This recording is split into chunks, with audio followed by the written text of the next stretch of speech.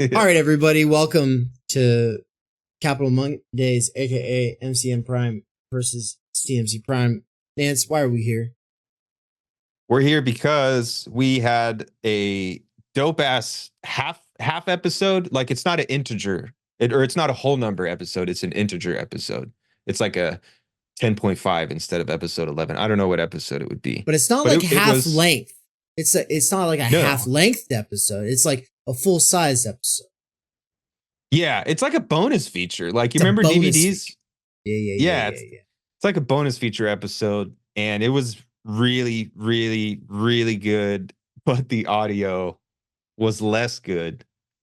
Yeah, and so everybody, just to give you all an idea of what we're talking about, right, what you see below us here on the screen is the audio in Premiere. This is the cleaned up audio. I have officially cleaned it up, but what did I have to clean up, you ask? Well, great question. Let me actually show you really quick. Right here, I'm just gonna play I don't know, a few seconds of kind of what was going on in case you missed it. Kritik Gesamtgabe to earlier German philosophy and against the Republic. They were doing this live on Discord. It's so bad. After the fact on no. That's the end of law, ethics, politics. All right, stop. Distinct Stop it. It's so bad. I'm so sorry, everybody. It's so bad. So that noise was going off like every minute because one of the amazing plugins that I use to make it so my audio doesn't sound like what it did 2 or 3 months ago even, which was you could hear background noises, you could hear me breathing over interviewers, you could hear mouse clicks, is this noise suppression thing called Supertone Clear. And I love it. It was worth $100 I spent on it if they would only fix one thing. And I've emailed them about it already. And hopefully they'll get it fixed. I mean, they feel super bad. I sent them an email today being like, I just found out that this 2.5 hour episode that we recorded still has that problem I emailed you about 2 months ago. But basically what happens is that it kicks into trial mode sometimes, and mostly when I restart my computer, and I was just away on a vacation. And so, yeah, came back, turned my computer on, got into this thing with Nance. We did this epic episode. But yeah, that every minute was going on, and we didn't even know it because it was just on the side of the audio plugin. In fact, we had people in the live audience, and they didn't even hear it.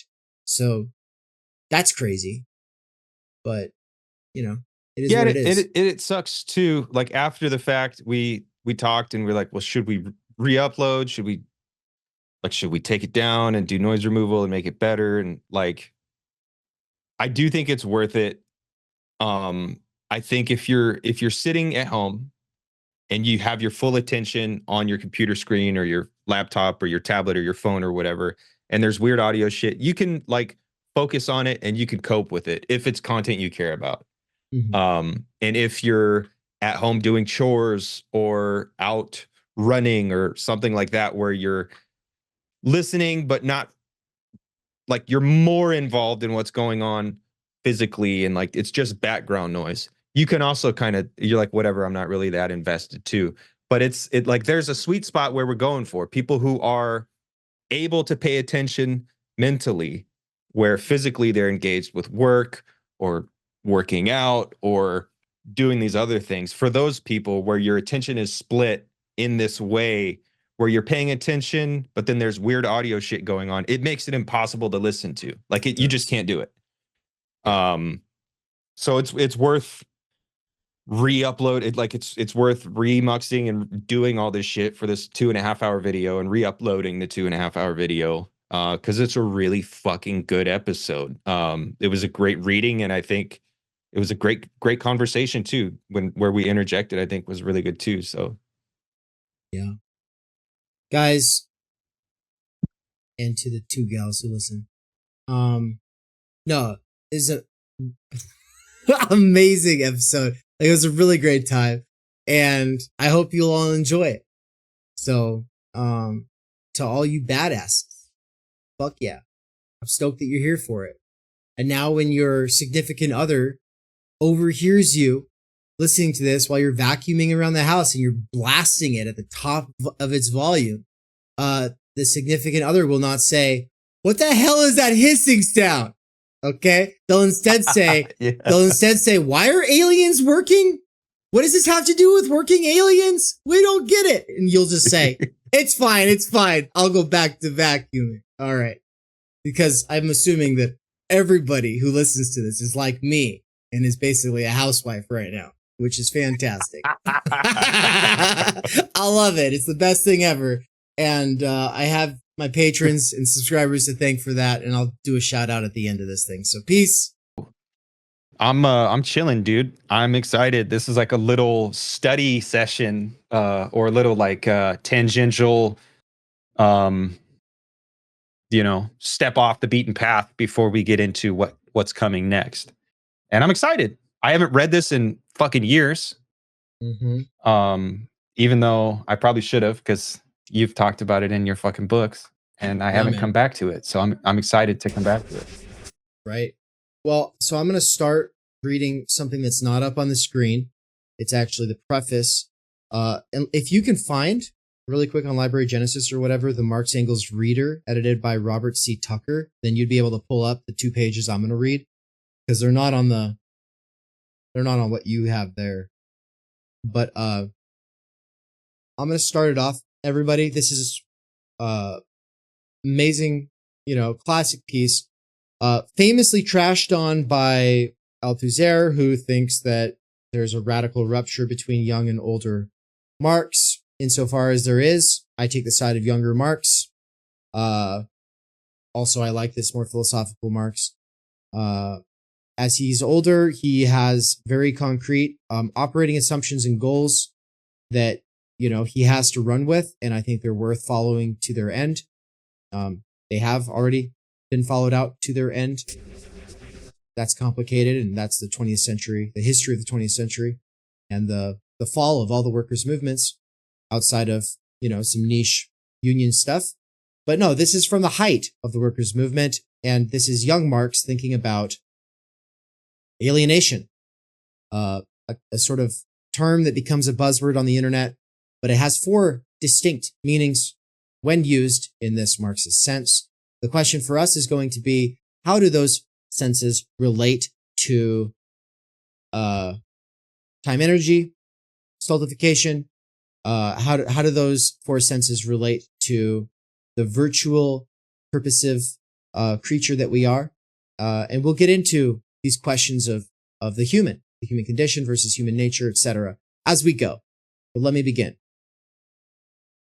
Soon after moving to Paris in November 1843, Marx applied himself to the criticism of political economy, a critical program foreshadowed in his 2 essays in the Deutsch Französisches Jahrbuch. Between April and August of 1844, he produced the rough draft of what, judging by his preface, was to have been a book. He did not finish it for publication, however, and it lay unpublished for more than 80 years. The surviving parts, comprising 4 manuscripts, were given the name shown above, which is the Economic and Philosophic Manuscripts of 1844, also referred to by people like me as the 1844 manuscripts. The surviving parts, an incomplete version in Russian translation was published in Moscow in 1927. The first full edition in German, prepared by D. Ryazanov and Marx Engels Institute in Moscow, was published in Berlin in 1932 in Karl Marx Friedrich Engels Historische Kritische Gesamtausgabe. It's that word that I really need to know at this point. Gesamtausgabe, which just means like the full collection of the person's life's works. The fundamentals in the Marxist interpretation of history are to be found in the 1844 manuscripts, including the notion of the proletarian revolution and future communism as the goal of the historical process. The theory is set forth, however, in terms of philosophical concepts drawn by Marx from Hegel and Feuerbach, most notably the concept of man's self-alienation or self-estrangement. History, particularly under modern capitalism, is seen as a story of man's alienation in his life as producer, and communism is presented as the final transcendence of alienation via a revolution against private property. Because the 1844 manuscripts show us Marxism at the moment of its genesis in Marx's mind, and because they help to clarify both the relation of Marxism to earlier German philosophy and their publication has profoundly affected scholarship on Marx and Marxism in our time. And also, I would say that reading this preface by Robert C. Tucker is important because this reader has also profoundly influenced how people read him in our time. A part of the manuscripts consists largely of excerpts from writings of the political economists on such topics as wages of labor, profit of capital, and rent of land. The material reprinted here, it's page 66, comprising the extant portions in which Marx expounds his own position, consists of the preface and the sections entitled Estranged Labor, Private Property and Communism, The Meaning of Human Requirements, The Power of Money in Bourgeois Society, and Critique of the Hegelian Dialectic and Philosophy as a whole. Oh, and by the way, we're doing this live on Discord, after the fact on YouTube, and so we have a live audience. Shout out to Sue and Ivar, a couple of our students and subscribers. Nance, can you retitle it from Estranged to MCM Prime versus CMC Prime, aka Capital Mondays podcast live reading of Estranged Labor? Just so people on the outside might want to jump in, they'll feel welcome to do so because they'll know what it is. A number of passages, or you could just say, Dave and Nance recording live podcast, drop in and listen if you like, something more inviting. A number of passages in the manuscripts have been crossed out, apparently by Marx. There is no reason to think that the passages crossed out had ceased to represent what Marx thought. He may well have been guided by editorial considerations in working over the draft of a manuscript originally intended for publication. The translation and notes are by Martin Milligan. That's the end of that part by Robert C. Tucker. Now there's the real preface to the Economic and Philosophic Manuscripts of 1844. I have already given notice to the Deutsche Französische Jahrbucher of the Critique of Jurisprudence and Political Science in the form of a critique of the Hegelian philosophy of right. In the course of elaboration for publication, the intermingling of criticism directed only against speculation with criticism of the various subjects themselves proved utterly unsuitable, hampering the development of the argument and rendering comprehension difficult. Moreover, the wealth and diversity of the subjects to be treated could have been compressed into one work only in a purely aphoristic style, whilst an aphoristic presentation of this kind, for its part, would have given the impression of arbitrary systematizing. I shall therefore issue the critique of law, ethics, politics, series of distinct independent pamphlets, and at the end try in a special work to present them again as a connected whole, showing the interrelationship of the separate parts, and finally shall make a critique of the speculative elaboration of that material. For this reason, it will be found that the interconnection between political economy and the state, law, ethics, civil life, etc., is touched on in the present work only to the extent to which political economy itself, ex professo, touches on these subjects. It is hardly necessary to assure the reader, conversant with political economy, that my results have been won by means of a wholly empirical analysis based on a conscientious critical study of political economy. Whereas the uninformed reviewer who tries to hide his complete ignorance and intellectual poverty by hurling the utopian phrase at the positive critic's head, or again, such phrases as utterly critical criticism, the not merely legal but social, utterly social society, the compact massy mass, the oratorical orators of the massy mass, this reviewer has yet to furnish the first proof that besides his theological family affairs, he has anything to contribute to a discussion of worldly matters. So he's just dunking on the kinds of shit that people were saying on Twitter at the Twitter of his time, right? It goes without saying that besides the French and English socialists, I have made use of German socialist works as well. The only original German works of substance in this science, however, other than Weitling's writings, are the essays by Hess, published in 21 Bogen, and Engels's Umrisse zu einer Kritik der nationalen Ökonomie in the Deutsche Französische Jahrbuch, where likewise I indicated in a very general way the basic elements of this work. And if you're the kind of person who's snickering at my poor pronunciation, do us all a favor and enlighten us with a phonetic writing out of what we're talking about and timestamp it so that you can help everyone else. Besides being indebted to these authors who have been critical, who have given critical attention to political economy, positive criticism as a whole, and therefore also German positive criticism of political economy, owes its true foundation to the discoveries of Feuerbach, against whose Philosophie der Zukunft and Thesen zur Reform der Philosophie in the Anekdotes, despite the tacit use that is made of them, the petty envy of some and the veritable wrath of others seem to have a regular conspiracy of silence. So for the most part, some people talk a lot of shit, but for the most part, people are being very quiet about Feuerbach's contributions, is what he's saying. It is only with Feuerbach that positive, humanistic, and naturalistic criticism begins. The less noise they make, the more certain, profound, widespread, and enduring is the effect of Feuerbach's writings, the only writings since Hegel's Phenomenology and Logic to contain a real theoretical revolution.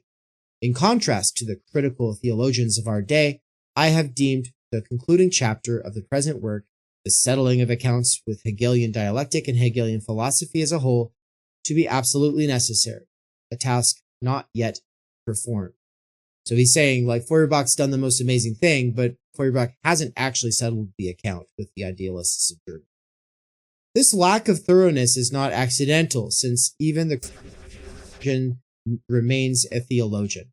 Hence, either he had to start from certain presuppositions of philosophy accepted as authoritative, or if in the process of criticism and as a result of other people's discoveries, doubts about these philosophical presuppositions have arisen in him, he abandons them without vindication and in a cowardly fashion abstracts from them, showing his servile dependence on these presuppositions and his resentment at this dependence merely in a negative, unconscious, and sophistical manner. In this connection, the critical theologian is, and I think the bracketed parts might be where he crossed shit out because he didn't want that to go to publication. And so, I get why, because a lot of it's very, very spicy. Like this whole next paragraph is bracketed out. So here we go. In this connection, the critical theologian is either correct assurances about the purity of his own criticism, or tries to make it seem as though all that was left for criticism to deal with now was some other immature form of criticism outside itself, say 18th century criticism, and the backwardness of the masses, in order to divert the observer's attention as well as his own from the necessary task of settling accounts between criticism and its point of origin, Hegelian dialectic and German philosophy as a whole, from this necessary raising of modern criticism above its own limitation and crudity. Eventually, however, whenever discoveries such as Feuerbach's are made about the nature of his own philosophic presuppositions, the critical theologian partly makes it appear as if he were the one who had accomplished this, producing that appearance by taking the results of these discoveries and, without being able to develop them, hurling them in the form of catchphrases caught in the confines of philosophy. Partly, he even manages to acquire a sense of his own superiority to such discoveries by covertly asserting in a veiled, malicious and skeptical fashion elements of the Hegelian dialectic which he still finds lacking in the criticism of that dialectic, which have not yet been critically served up to him for his use. Against such criticism, not having tried to bring such elements into their proper relation or having been capable of doing so, asserting, say, the category of mediating proof against the category of positive self-originating truth, etc., in a way peculiar to Hegelian dialectic. For to the theological critic, it seems quite natural that everything has to be done by philosophy so that he can chatter away about purity, resoluteness, and utterly critical criticism. And he fancies himself the true conqueror of philosophy whenever he happens to find a moment in Hegel to be lacking in Feuerbach. For however much he practices the spiritual idolatry of self-consciousness and mind, the theological critic does not get beyond feeling to consciousness. So yeah, that's the bracketed paragraph, very long, where he's describing what he takes to be the thing that these theological critics are doing. And so what he's not saying critics of theology, he's saying these guys are critics of German idealism, but their entire mode of thinking is what Marx is characterizing as theological, which obviously he takes to be a slur. And also, it's already in this early work that we get the sense that philosophy is itself also being used as a pejorative, because Marx was certainly trying to do something scientific all along. Of course, Hegel thought he was doing something scientific. Feuerbach thought he was doing something scientific. Marx is trying to Hegel and Feuerbach and then go beyond them, and he's trying to do so in a scientific manner. And of course, all of this, from our vantage point, is still philosophy. The coolest philosophy in the last 200 years is trying to be scientific. And so the coolest philosophy often uses philosophy as a pejorative. Of course, we don't use philosophy as a pejorative because we still see it all as philosophy, because no living scientist sees Hegel, Feuerbach, or Marx as scientists, and therefore they're still kind of in our ballpark. They're not in the scientist ballpark, no matter what MLMs might say. Oh, it's immortal science, whatever. No, yeah, okay. In the meantime, we're going to keep reading it philosophically. On close inspection, theological criticism, genuinely progressive though it was at the inception of the movement, is seen in the final analysis to be nothing but the culmination and consequence of the old philosophical and especially the Hegelian transcendentalism, theological caricature. This interesting example of the justice in history, which now assigns to theology, ever philosophy's spot of infection, the further role of portraying in itself the negative dissolution of philosophy, as in the process of its decay. This historical nemesis I shall demonstrate on another occasion. Finally, he closes on another bracketed out paragraph, which goes, how far, on the other hand, Feuerbach's discoveries about the nature of philosophy required still, for their proof at least, a critical settling of accounts with philosophical dialectic, will be seen from my exposition itself. You decide to cross that shit out and let it speak on its own. Now, as my own preface to this, I'll just say that this was my point of entry to Marx beyond the manifesto, which I never took too seriously. I know some people, it's like their Bibles took it to be more than a historical document, really. With some ideas in it that are a mixture of good and bad.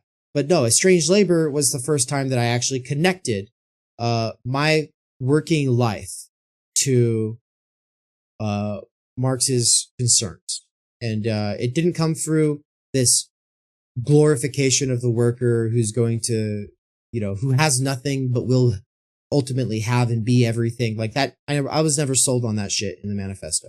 But Estranged Labor is where I first was like, oh, damn. Like, once it actually clicked for me, which I don't know if it clicked on the first reading. I think it clicked over the course of a month, thanks to reading it, hearing a lecture, reading it again, having conversations with people, over the course of that month, back in the day.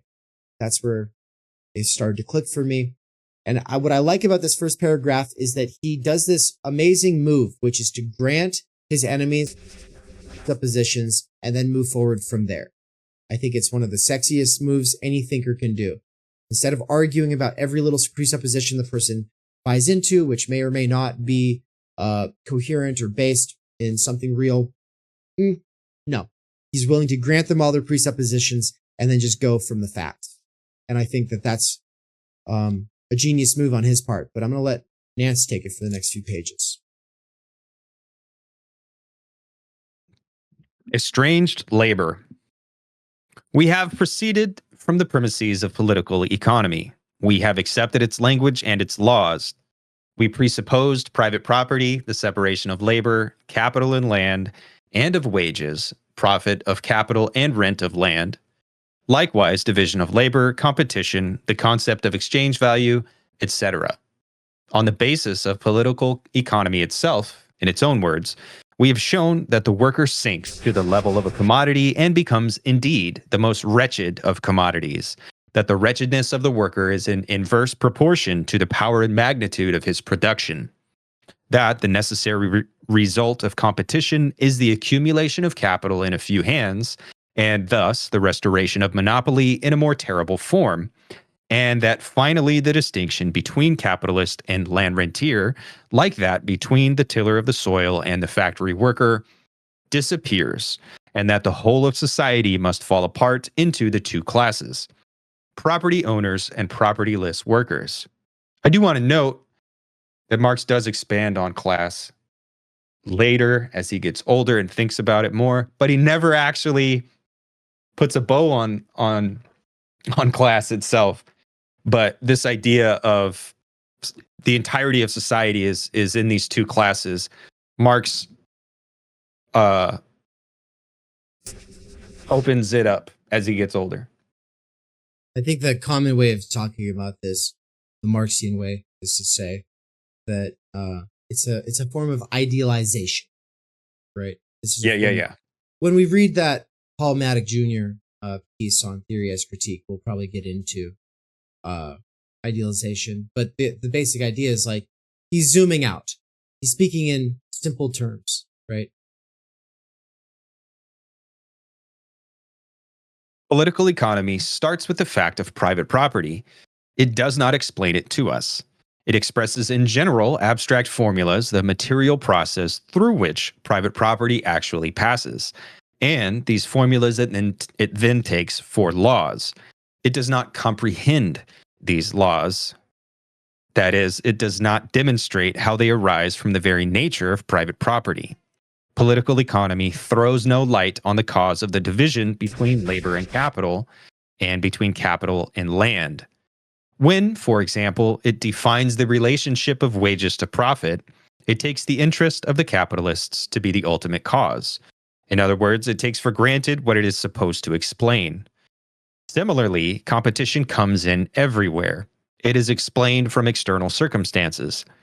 As to how far these external and apparently accidental circumstances are but the expression of a necessary course of development, political economy teaches us nothing. We have seen how exchange itself appears to it as an accidental fact. The only wheels which political economy sets in motion are greed and the war amongst the greedy, competition. After this paragraph, the following sentence is crossed out in the manuscript. We have now to examine the nature of this material movement of property. Editor's note. Precisely because political economy does not grasp the way the movement is connected, it was possible to oppose, for instance, the doctrine of competition to the doctrine of monopoly, the doctrine of the freedom of the crafts to the doctrine of the guild, the doctrine of the division of landed property to the doctrine of the big estate. For competition, freedom of the crafts, and the division of landed property were explained and comprehended only as accidental, premeditated, and violent consequences of monopoly, of the guild system, and of feudal property, not as their necessary, inevitable, and natural consequences. Now, therefore, we have to grasp the intrinsic connection between private property, greed, the separation of labor, capital and landed property, the connection of exchange and competition, of value and the devaluation of man, of monopoly and competition, etc., the connection between this whole estrangement and the money system. Do not let us go back to a fictitious primordial condition as the political economist does when he tries to explain. Such a primordial condition explains nothing. It merely pushes the question away into a gray nebulous distance. The economist assumes, in the form of a fact, of an event, what he is supposed to deduce, namely, the necessary relationship between two things. between, for example, division of labor and exchange. Thus, the theologian explains the origin of evil by the fall of man. That is, he assumes as a fact in historical form what has to be explained. We proceed from an actual economic fact. The worker becomes all the poorer the more wealth he produces, the more his production increases in power and size. The worker becomes an ever cheaper commodity the more commodities he creates. The devaluation of the world of men is in direct proportion to the increasing value of the world of things. Labor produces not only commodities, it produces itself and the worker as a commodity, and this at the same rate at which it produces commodities in general. This fact expresses merely that the object which labor produces, labor's product, confronts it as something alien, as a power independent of the producer. The product of labor is labor, which has been embodied in an object, which has become material. It is the objectification of labor. Labor's realization is its objectification. Under these economic conditions, this realization of labor appears as loss of realization for the workers, objectification as loss of the object in bondage to it, appropriation as estrangement, as alienation. I just want to say, like, I love it. I love it. Like, okay, actual fact, right? This is where we're starting from. The actual fact of the situation. And what is that actual fact, right? And so the actual fact is that you put your labor into something. Now that labor is objectified in the thing. And what you have on the other side of that is a loss of your realization. Well, realization is exactly what I would call a self-actualization. I mean, it's what I think anybody would call self-actualization, right? That's what you are losing. So to the degree that you are actualizing a mowed lawn for your neighbor as a little kid, or to the degree to which you are your labor is being objectified into some useful, good, or bullshit service for people in the economy, you're not self-actualizing yourself as a violin virtuoso or a text or as a world traveling, multilingual kind of global citizen. No, you are reducing all of those possibilities for self-actualization into a specific instrumentalized end, a specific end that is demanded by the market. And obviously you're doing it for money so that you can hypothetically go do those things. But obviously by the time that you actually get to go do those things, you're not really able to do it. For instance, going back to the example of traveling the world. Well, yeah, now that you've got the money, sure, maybe you can travel the world, if even. But in that case, you're a tourist. You're not a multilingual global citizen. You don't have the capacity to be that. You're just this hollowed out shell of a human being. And that's why you obviously are a miserable tourist. You go and all your problems go with you because you're not self-actualized. Yeah. And I think just like the point that the products of our productivity are leeching our time energy. Like I think it's like this whole, it's very succinct way to put like, no, we are producing our own poverty. And it's not a value, like it's not a question of value. Like we are positing no time energy. Like we are poor in time energy, and it is because we're forced into this relationship with production where these objects, where our time energy is literally transmuted into value that is then it is crystallized in these objects that then gets reified through exchange. But before it's congealed value, it's time energy, it's human time energy. Which is virtual purposive capacity, right? Like it's the you could be all these things, right? Think of the mom in Everything Everywhere All at Once. She's the main protagonist, I think. Like, she's a perfect example. There are all of these things that she could have been, but she said no to all those possibilities that would have required commitment. And instead, she went with like this kind of normal mainstream route. And of course, that normal mainstream route just had her working a regular job at a laundromat instead of being like a great martial artist or a great dancer or a great, go down the line of all the things that she was in the multiverse and all of the other possibilities. Right. And that's like every time you come across some dumb fuck who's like, oh yeah, have you seen this show? Oh yeah, hey, have you played this video game? I smoke pot and think penis and butts. It's just like, cool, dude. And what I see is a person, I got more important shit going on. And I see a human being who's got capacities, but they've not been nurtured. And the conditions of possibility for actualizing those things have been eradicated from that person's horizon of possibilities, which has been foreclosed into, this is what they have. This is all that's real to them. I drive my car fast. Good job, man. Dude, I do. I forgot how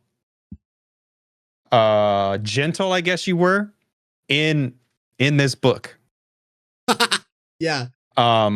Because I mean, I don't know, the way we talk in our conversations is obviously going to be different from the way you write. But I really did kind of forget the care that you take to set up what's going on and talking about achievement junkies and this and that, and really kind of deconstructing that, but doing it in a human way, in a caring way, and saying like, you suck, but it's because we all suck right now. Yeah. And yes, you do suck, but it's okay that you suck, but also you suck and you can't escape it. Yeah. Like it is very, I think it's very gentle and very caring. And I had forgotten until rereading Timenergy. So until I just said something that was so uncaring and brutal. Like, no, it's fine. But it has to be. Yeah. It has to be, right? Because it is bullshit. Fuck you. You do suck. We all suck. This is garbage. Everything is garbage. That has to be rough and brutal because it is rough and brutal. It's an objective fact. It's an observation. I also feel like rhetorically, the discourse, at the level of discourse, the medium here, we actually have to shock through, because mode of listening on this medium is passive. But if you're reading my book, I'm going to dignify and ignoble your higher human aspirations that are choosing to sit down and read against the distractions of the attention economy. You're actually holding a book. And so I'm going to write in a much more like, you're doing it, man, kind of way, as opposed to this kind of like, oh no, we're out here and I'm sorry. Stop acting like a Theory Underground enjoyer is on the level of a Destiny enjoyer. Stop acting like that. There's a world of difference. And out here, because people don't see a difference between what we're doing and what fucking Haas or Vosh or any of them, they can't tell the difference because, oh, look, it's little boxes of people's heads talking about ideas. And so it's all the same, right? And it's like, no, actually, it's not the same, because we're going to keep telling you on this medium, jacking off, eating to something that tells you that the world would be okay if everyone else consumed what you did is not going to cut it. We're not going to sugarcoat that for you. And we can be a little brutal because we know that only people over the age of 30 are listening to this anyway, and they're all dudes. So you guys are tough enough. You can handle it. Stop pretending that there's a bunch of kids in here. There's not. We know there's not. I have the statistics. I can read the analytics. I know who my audience is. You're either fine just with this. Just because you might like to role play as a small child. Yeah. It doesn't mean you are a small child. No, like that's the thing. It's like our audience is either right there with us and they're trying their best to pull to pull themselves out of that, or they don't know that there's a difference. And it's like, we have to remind ourselves that there is, because that's what this is where I don't know what people mean when they, Badu or Žižek are talking about anti-humanism. The humanist tendency in this piece is that Marx cares about the human. And by caring about the human, he's saying the higher human capacities are being robbed through this objectification in the form of labor. And then, of course, he doesn't really elaborate on it. And that's what time energy theory is doing. And of course, we use the tools of existential and structural analysis to do so. But it has to be emphasized because the workerist tendency is to say the workers actually don't need this. The workers just need to organize. Yeah. And I'm like, no, man, get back to work. Yeah, exactly. That's what that means. Actualize yourself. Self-actualization is a value proposition from the workerist position. And that's bullshit. No, like, yeah, there is dignity in work. There is dignity in labor. But there's more dignity in self-actualization rather than just value realization. And there has to be a balance. There has to be a happy medium. And I don't know, it's an individual tightrope walk that everyone should be given the ability to walk that tightrope, but we're just not. We're all just fucking held down and strapped into this position as producer consumers.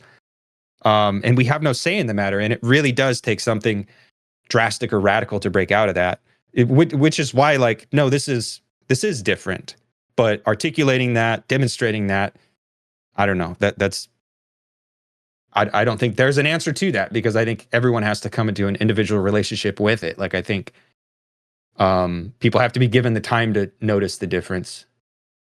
But 100%. This is all tangential. But also, no, I don't think strictly trans. I do think it all does relate, because it is like time energy versus value. This is what we want. This is what we're stuck with. So, yep, exactly. All right. Did you finish that paragraph? Yeah, right here on so much.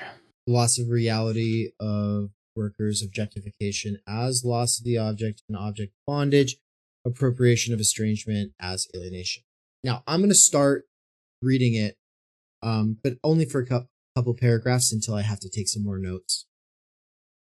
So much does labor's realization appear as loss of reality that the worker loses reality to the point of starving to death. So much does objectification appear as loss of the object that the worker is robbed of the objects most necessary not only for his life, but for his work. Indeed, labor itself becomes an object which he can get hold of only with the greatest effort and with the most irregular interruptions. So much does the appropriation of the object appear as estrangement. Objects the worker produces, the fewer can he possess, and the more he falls under the dominion of his product, capital. And a perfect example of that would be the housing crisis, because of course people think, well, Americans more or less have it fine. Yep, but nobody's having kids because nobody's even sure that they will have a place to live. And you could say, well, they could live in an apartment. Well, first of all, the apartment's so overpriced. But second of all, that's not a way to live. People need to be able to be sure that they've got a place for the indefinite future. Like, they got to be able to rely on that. If they can't rely on that, time energy itself is undermined. This is why homeless people don't have time energy, because you are constantly wondering where you're going to be. Things are constantly precarious, and without something under your feet that's reliable, your time itself becomes unreliable. And of course, your energy becomes sapped out through stress. So these are contained in the definition that the worker is related to the product of his labor as to an alien object. For on this premise, it is clear that the more the worker spends himself, the more powerful the alien objective world becomes, which he creates over against himself. The poorer he himself, his inner world, becomes, the less belongs to him as his own. It is the same in religion. The more man puts into God, the less he retains in himself. The worker puts his life into the object, but now his life no longer belongs to him, but to the object. This is the Feuerbach speaking. Like, this is where he's just saying, the thing I'm talking about with the alienation in the object of labor is the same thing that Feuerbach is talking about with the alienation of oneself into the objectification of a god. Hence, the greater this activity, the greater is the worker's lack of objects. Whatever the product is, he is not. Therefore, the greater this product, the less is he himself. The alienation of the worker in his product means not only that his labor becomes an object, an external existence, but that it exists outside him, independently, as something alien to him, and that it becomes a power of its own confronting him. It means that the life which he has conferred on the object confronts him as something hostile and alien. If you are in the Nissan factory in Aguascalientes, Mexico, there is no expectation that you would be able to own one of those Nissans coming out of that factory unless you went into so much debt by the time you've paid it off, it's already fallen apart. The car is already, devalued less than what you spent on it, right? And so that's where the thing that you're making, see Nissan, is, yeah, it's beautiful and sexy, but like its beauty speaks to your own like lowering in status, right? And then of course, you might say, well, that's someone in Mexico. Yeah, it's the same thing in the United States. You think that a regular worker gets to own a nice car?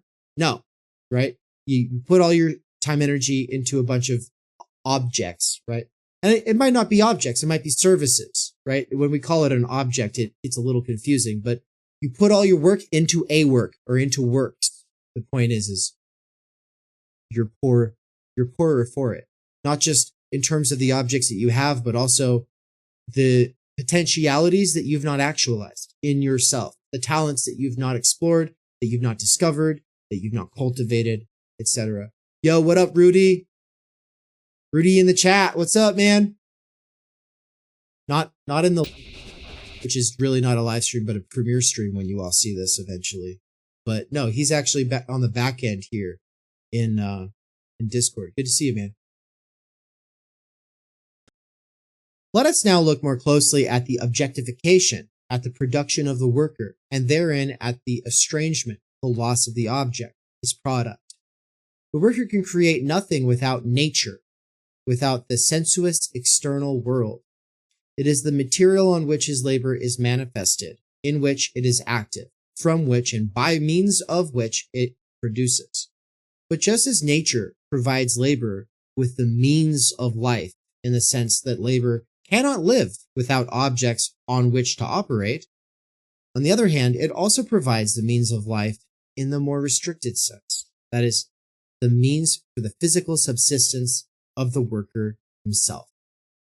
Thus, the more the worker, by his labor of the external world, sensuous nature, the more he deprives himself of means of life in the double respect. First, that the sensuous external world more and more ceases to be an object belonging to his labor, to be his labor's means of life, and secondly, that it more and more ceases to be means of life in the immediate sense, means for the physical subsistence of the worker. Basic point here I take to be that historically, for as long as humans were humans and before they were Homo sapiens, the creatures that we've always been, when they work, are working to create things for their own subsistence or for their own enjoyment. And we find ourselves in this unique situation where you're making stuff that doesn't serve your own immediate needs, and it doesn't serve. It's all just bullshit. Exactly. Making Taylor Swift bobbleheads, or you find yourself sitting there with a soul-sucky, white-collar gig economy gig where you're sitting there trying to do marketing for some business you don't believe in, right? Trying to keep its socials up or whatever. Thus, in this double respect, the worker becomes a slave of his object first, in that he receives an object of labor, that is, in that he receives work, and secondly, in that he receives means of subsistence. Therefore, it enables him to exist, first as a worker, and second as a physical subject. The extremity of this bondage is that it is only as a worker that he continues to maintain himself as a physical subject, and that it is only as a physical subject that he is a worker. So the point is he's split between being a physical subject which is to say a human being with virtual capacities, and on the other side, you're objectively to the system, you are a worker on call for the economy. Is that the split he's introducing here? Like the only social existence we have is as producer consumer. Like maybe it could be a split, maybe it could be dual character.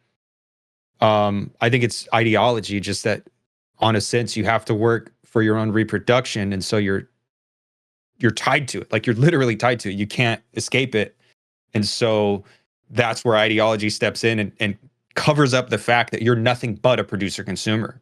In reality, externally, you are an external object or an object. You're not a subject. You're a producer consumer. But internally in here, I know I'm doing this because I have 7 kids and I have a mortgage and I have bills and I have debt and I have this and that. And these are all true, but they're meaningless because they're only true to me because the ideology of capitalism destroys intersubjectivity because everything is just an object from this perspective. Right. And this would be where this would be where like Heidegger in the question concerning technology would go, yeah, we've all been turned into objects. Yes, that's what we were turned into.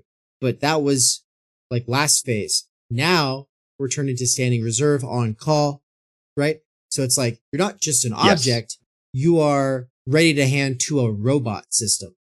Like you are ready to hand to a system that just, it reaches over and it needs X to serve this function. And you're either there or you're not. And you spend your whole life through the schooling system and post-grad preparing yourself just to be this robot the moment it wants to pull you over. Yeah.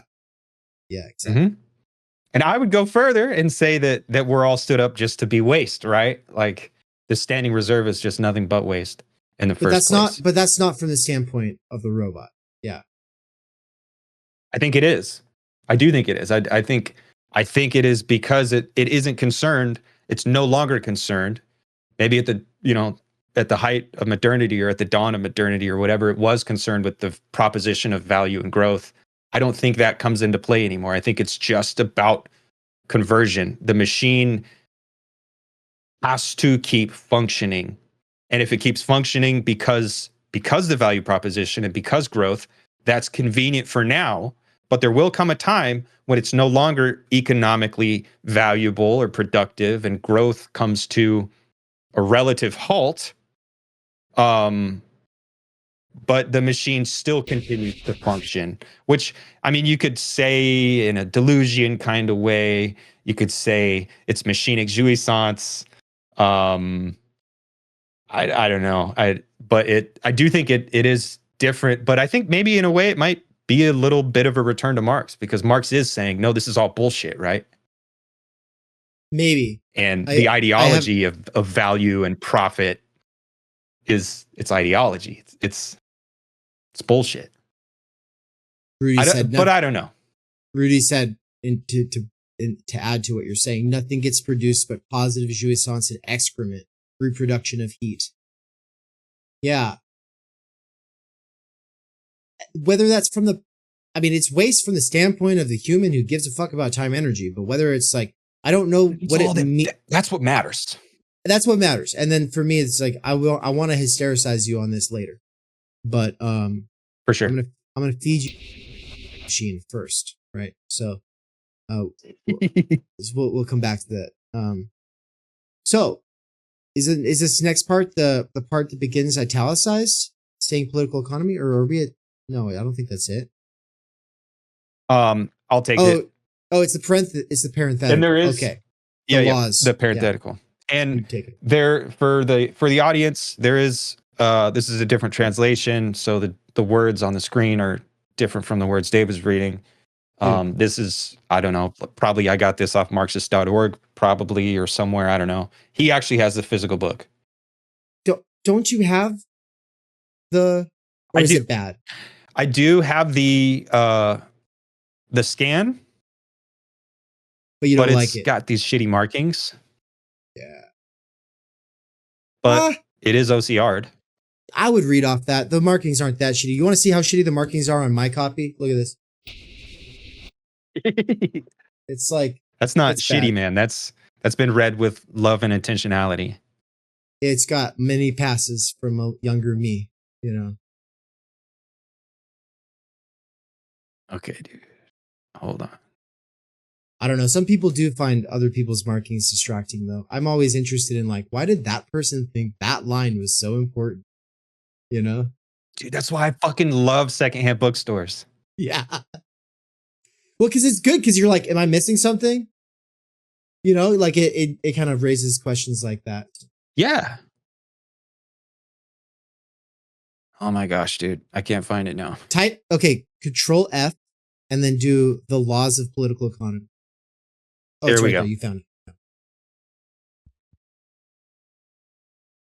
The laws of political economy express the estrangement of the worker in his object. Thus, the more the worker produces, the less he has to consume. The more values he creates, the more valueless, the more unworthy he becomes. The better formed his product, the more deformed becomes the worker. The more civilized his object, the more barbarous becomes the worker. The mightier labor becomes, the more powerless becomes the worker. The more ingenious labor becomes, the duller becomes the worker, and the more he becomes nature's bondsman. Political economy conceals the estrangement inherent in the nature of labor by not considering the direct relationship between the worker, labor, and production. It is true that labor produces for the rich wonderful things, but for the worker it produces privation. It produces palaces, but for the worker, hovels. It produces beauty, but for the worker, deformity. God damn. It replaces labor by machines, but some of the workers it throws back to a barbarous type of labor, and the other workers it turns into machines. It produces intelligence, but for the worker, idiocy, cretinism. God damn, that shit's fire, dude. This is where I think the main reason, you know, it's not Althusser. The main reason people who are like traditional worldview Marxists in that sort of orthodox workerist sense, the main reason they don't like this piece, it's not because of Althusser. It's because this is where Marx goes most hard. And maybe it's why Marx doesn't publish it, because he's just too brutal. But I mean, I'm going to define, let's pull up the definition of cretinism really quick. The definition, foolishness or stupidity. And then it also has, in medicine, a condition of abnormal mental and physical development resulting from a deficiency, blah, blah, blah. So, this is structural stultification without the fancy words. Man. Just saying it makes you a retard, guys. Like, that's like, he's actually saying that. Like, if you say the more ingenious labor becomes, the duller becomes the worker. And I'm thinking, like, okay, perfect example, Amazon. We got the most ingenious system of automation and distribution possible. And the workers are fucking dumb unless they're compensating. It's on you as a worker. It's on you as an Amazon worker to sneak your earbud under a bandana and just explore the world of podcasts and audiobooks and get involved with stuff like this. And if you don't do that, I'm sorry. Yeah, your brain is just like crickets all day. You're just thinking about the shit that somebody said in the lunchroom. You're thinking about the shit that was on TV. You're thinking about the shit that was on the radio, and you're a hollowed out fucking idiot. It's brutal. And this is Marx at his most brutal. He's never ever this brutal. Even in the Grundrisse, like, he just says that the main difference between a slave and a worker in a capitalist society is that in the good period of growth, like, capitalism actually makes it so that that worker is at least able to attend lectures in the evening and educate his children and purchase newspapers and read them and critique them. That's during the good period.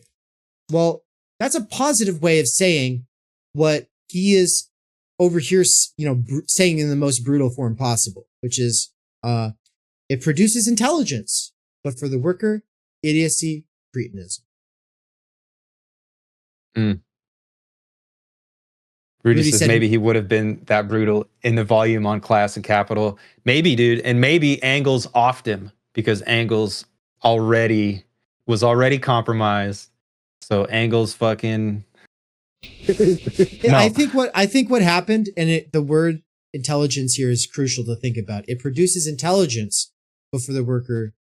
And so it's like, well, what kind of intelligence? If the intelligence we're talking about is the kind of intelligence that Nick Land and Negrestani are talking about, well, then I think that he couldn't get to being this brutal in the volume on class because Nick Land's lemurs came back in time and sabotaged. This is why everyone kept getting cancer. This is why he couldn't get out of his alcoholistic, slump. This is why his mistress, was tempting him, and getting him to cheat on his wife. Like all of the things that went wrong is because the lemurs were interfering. Dude, that's just as likely, honestly. And in fact, that's a better story. And it's funny that it's only now that we're like able to talk about the distinction between some other type of, I don't know, intelligence is a bad word for it. Sentience, subjectivity. I mean, subjectivity is a better word for it, but like just human, the human. There's a difference between the human and rote arithmetic mathematized intelligence. And we're only now having this conversation because it is undeniable, because we are at a point where our technology has presented intelligence in a way that's undeniable. It's always been a form of intelligence. It's always been a form of objectified intelligence. Always a stick and a rock. That is an intelligence. We could deny it. We could cover over it. Now we can't because computers are so fast and this and that. So the lemurs are out here like trying to come up with some new thing. We're probably all going to die on the plane crash. We're going to die in a plane crash. That's the only way to stop it. All of us, Guys, every single person involved in Theory Underground, we can't all get on a plane at the same time together. I just found out that Theory Underground is about to have its own lemur gift that people can use. So if you're here right now, Rudy, Ivar, Stu, just get ready for it in basically the count of, well, just in any minute from now, just as soon as I get it here, we're about to have our own lemur gift. Rudy said, "My body is ready." Yeah, okay. And so that's one of the sweet things about this. Actually, I'm gonna make it so that in future versions of this, maybe even right now if I have the time, we'll get you guys. We'll get the subscriber chat on screen so you guys can be a part of this. But Hell yeah. Let's see. Let's do it. Lemur. Now it's not gonna look like a demon lemur. All right, guys, I'll do it later. I can't get too sucked down that rabbit hole right now. ADHD shit aside, let's get back to work. Okay. But for the worker, idiocy, cretinism. Back to that. That's a fucking fire passage. The direct relationship of labor to its produce is the relationship of the worker to the objects of his production. The relationship of the man of means to the objects of production and to production itself is only a consequence of this first relationship and confirms it. We shall consider this other aspect later. When we ask, then, what is the essential relationship of labor, we are asking about the relationship of the worker to production. Till now, we have been considering the estrangement, the alienation of the worker only in one of its aspects. In other words, the worker's relationship to the products of his labor. But the estrangement is manifested not only in the result, but in the act of production, within the producing activity itself.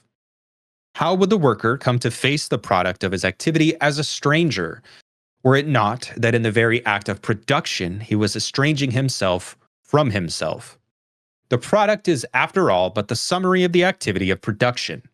If then the product of labor is alienation, production itself must be active alienation, the alienation of activity, the activity of alienation. In the estrangement of the object of labor is merely summarize the estrangement, the alienation in the activity of labor itself. What then constitutes the alienation of labor? First, the fact that labor is external to the worker. In other words, it does not belong to his essential being. That in his work, therefore, he does not affirm himself but denies himself, does not feel content but unhappy, does not develop freely his physical and mental energy, but mortifies his body and ruins his mind. The worker, therefore, only feels himself outside his work, and in his work feels outside himself. He is at home when he is not working, and when he is working, he is not at home. His labor is therefore not voluntary, but coerced. It is forced labor. It is therefore not the satisfaction of a need. It is merely a means to satisfy needs external to it. Its alien character emerges clearly in the fact that as soon as no physical or other compulsion exists, labor is shunned like the plague. External labor, labor in which man alienates himself, is a labor of self-sacrifice, of mortification. Lastly, the external character of labor for the worker appears in the fact that it is not his own, but someone else's, that it does not belong to him, that in it he belongs not to himself, but to another. Just as in religion, the spontaneous activity of the human imagination, of the human brain and the human heart, operates independently of the individual, that is, operates on him as an alien, divine or diabolical activity. In the same way, the worker's activity is not his spontaneous activity. It belongs to another. It is the loss of his self. As a result, therefore, man, the worker, no longer feels himself to be freely active in any but his animal functions, eating, drinking, procreating, or at most in his dwelling and in dressing up, etc. And in his human functions, he no longer feels himself to be anything but an animal. What is animal becomes human, and what is human becomes animal. Certainly, eating, drinking, procreating, etc. are also genuinely human functions.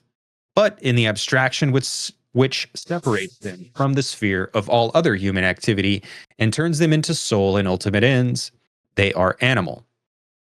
We have considered the act of estranging practical human activity, labor, in two of its aspects. The first, the relation of the worker to the product of labor as an alien object exercising power over him.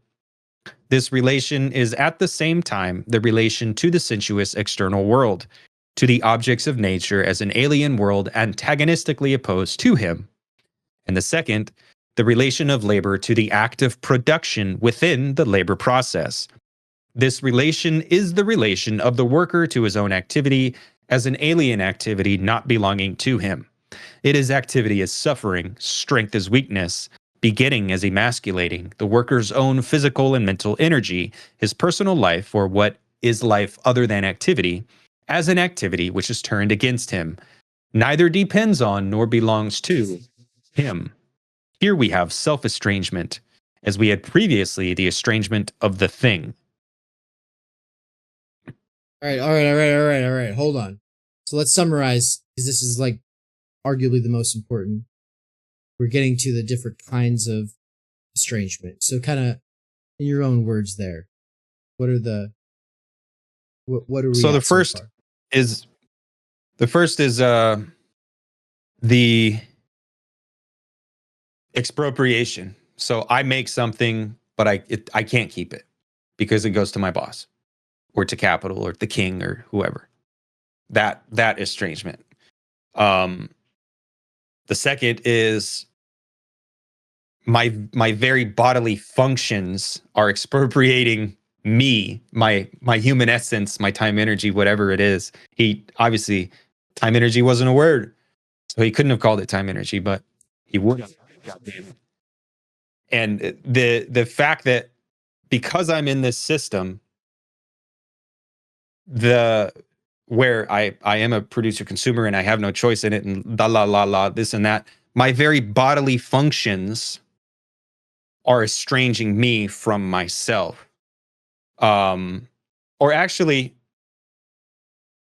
the relation of labor to the act of production within the labor process. So it's not my bodily functions, it's my physical activity, which I guess could be conflated, but it's like the actual physical activity, the work that I am doing is in fact producing a loss of my vital energy, my vitality.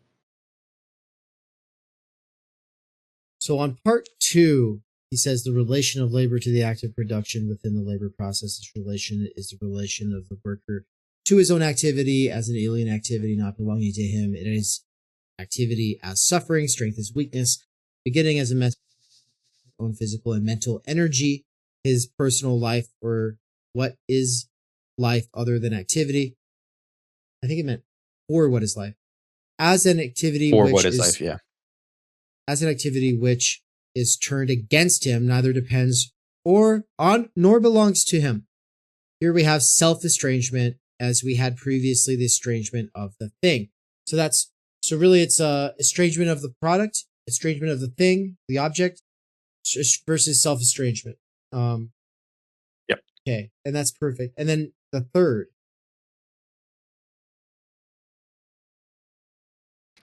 Now we get to the third. We have yet a third aspect of estranged labor to deduce from the two already considered. Man is a species being, not only because in practice and in theory he adopts the species as his object, his own as well as those of other things, but, and this is only another way of expressing it, but also because he treats himself as the actual living species, because he treats himself as a universal and therefore a free being.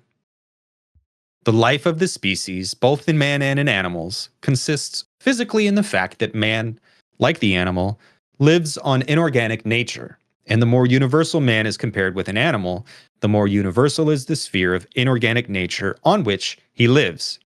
Just as plants, animals, stones, the air, light, etc., constitute a part of human consciousness in the realm of theory, partly as objects of natural science, partly as objects of art, his spiritual inorganic nature, spiritual nourishment, which he must first prepare to make it palatable and digestible, so too, in the realm of practice, they constitute a part of human life and human activity. Physically, man lives only on these products of nature, whether they appear in the form of food, heating, clothes, the dwelling, or whatever it may be. The universality of man is, in practice, manifested precisely in the universality which makes all nature his inorganic body, both inasmuch as nature is 1. His direct means of life, and 2. The material, the object, and the instrument of his life activity. Nature is man's inorganic body. Nature, that is, insofar as it is not itself the human body. Man lives on nature, means that nature is his body, with which he must remain in continuous intercourse if he is not to die. That man's physical and spiritual life is linked to nature means simply that nature is linked to itself, for man is a part of nature. In estranging from man, 1. Nature, and 2. Himself, his own active functions, his life activity, estranged labor estranges the species from man. It turns for him the life of the species into a means of individual life. First, it estranges the life of the species in individual life, and secondly, it makes individual life in its abstract form the purpose of the life of the species, likewise in its abstract and estranged form. For in the first place, labor, life activity, productive life itself, appears to man merely as a means of satisfying a need, the need to maintain the physical existence. Yet the productive life is the life of the species. It is life engendering life. The whole character of a species, its species character, is contained in the character of its life activity, and free conscious activity is man's species character. Life itself appears only as a means to life. Okay. So what is species being? Is that this is number 3? Number 3, we're estranged from our species being, and the accelerationists and the anti-humanists or post-humanists, and a lot of them, when they'll talk about Marx here, they're saying, "Oh, he thinks that there's an essential human nature that we have to get back to. That's what he means by species being." What is he saying right here that species being is? Let's really dwell on these 2 paragraphs. Yeah, man. We're animals, and we live on nature. and we're a part of nature, and we live on nature. We consume. We are consumers, but not in this capitalist sense of the word consumption, but in this actual sense of like, no, we need fuel. We need calories to burn. We need to chop down trees for shelter. We have, if not a need, a biological drive to procreate. This is what we do. We are living, embodied creatures. And we're in this dialectical relationship with nature. So I think that he would agree with that. But what he's saying here goes beyond it in a way that I think we have to highlight, because I want to say that standard interpretation, not what you just said, but what I was saying, the accelerationists and the post-humanists and the anti-humanists, what they'll say Marx is saying here about the species being misses the last clause of the last clause of the second to last sentence in the last paragraph that you read, which is free and conscious activity is man's species character. Like, it's really easy to kind of focus on we rely on the world, animal bodies, and we need calories, and because that's a lot of what he's saying right there. But he's also saying that we're not just that, right? In the sense, like, the body is the inorganic, the earth is the inorganic body of the human, right? Yeah, except that we have to conceptualize that body. We have to find ourselves integrated as part of that body. And if we can't place ourselves in relation to the cosmos, if we lose the theory and knowledge necessary for doing so, then we're not living up to our species being. Now, this means that species being comes down to the liberal arts. And I'm putting it in a way that he's not. But let's go back to the paragraph in the middle of page 75. The life of the species, both in man and in animals, consists physically in the fact that man, like the animal, lives on inorganic nature. The more universal man is compared with an animal, the more universal is the sphere of inorganic nature on which he lives. Just as plants, animals, stones, the air, light, etc. constitute a part of human consciousness in the realm of theory, partly as objects of natural science, partly as objects of art, his spiritual inorganic nature, spiritual nourishment, which he must first prepare and make it palatable and digestible, so too, in the realm of practice, they constitute a part of human life and human activity. I think what he's saying is the Bildung, which is the building of spiritual culture, the ability for you to understand yourself in relation to the rest of the world, is the digestion of the human of the inorganic. It's not enough to just eat food and let your body digest it. You have to have a theory of human food, of human how you eat is what I mean. Like, you have to have a working theory for it. You have to have a concept.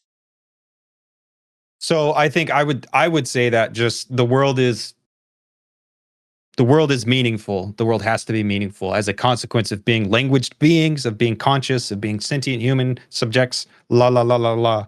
The world has meaning, and we have to account for that. And when we're not allowed to properly account for that, ideology comes in and covers over this rich world of meaning, and that is what is estranging us from this rich world of meaning. Yes. That is our species being, right? The fact that I can't ponder, I can't wonder, what is it all for? What does it all mean? What am I here for? How did I get here? I have to worry about bills. I have to worry about work. I have to worry about injuries, and kids are sick, and my dog is shitting on the floor. Like, all these fucking things that if I had my time energy, I could properly address. But because I'm in this little box of producer consumer, that rich world of meaning, I have no access to it. And Jeff Bezos does. He probably doesn't partake because he's obsessed with achievement junkie, blah, blah, blah, blah. But that world exists, and that world is available. And that's what we're being estranged from. Yeah. It's the ability to theorize ourselves. into the bigger organism that we are a part of. And Aztecs and Mayans and Babylonians and Egyptians and small hunter-gatherer tribes of fucking Inuits and the Nurakambi and whatever, like they've all, whether large civilizations or small bands, have had some kind of a mythos, of a cosmology, that they could all kind of like get on board with. And of course, it gets more complicated in a more complex civilization. And of course, when you bring in the division of labor, even more so. And of course, we want our theories.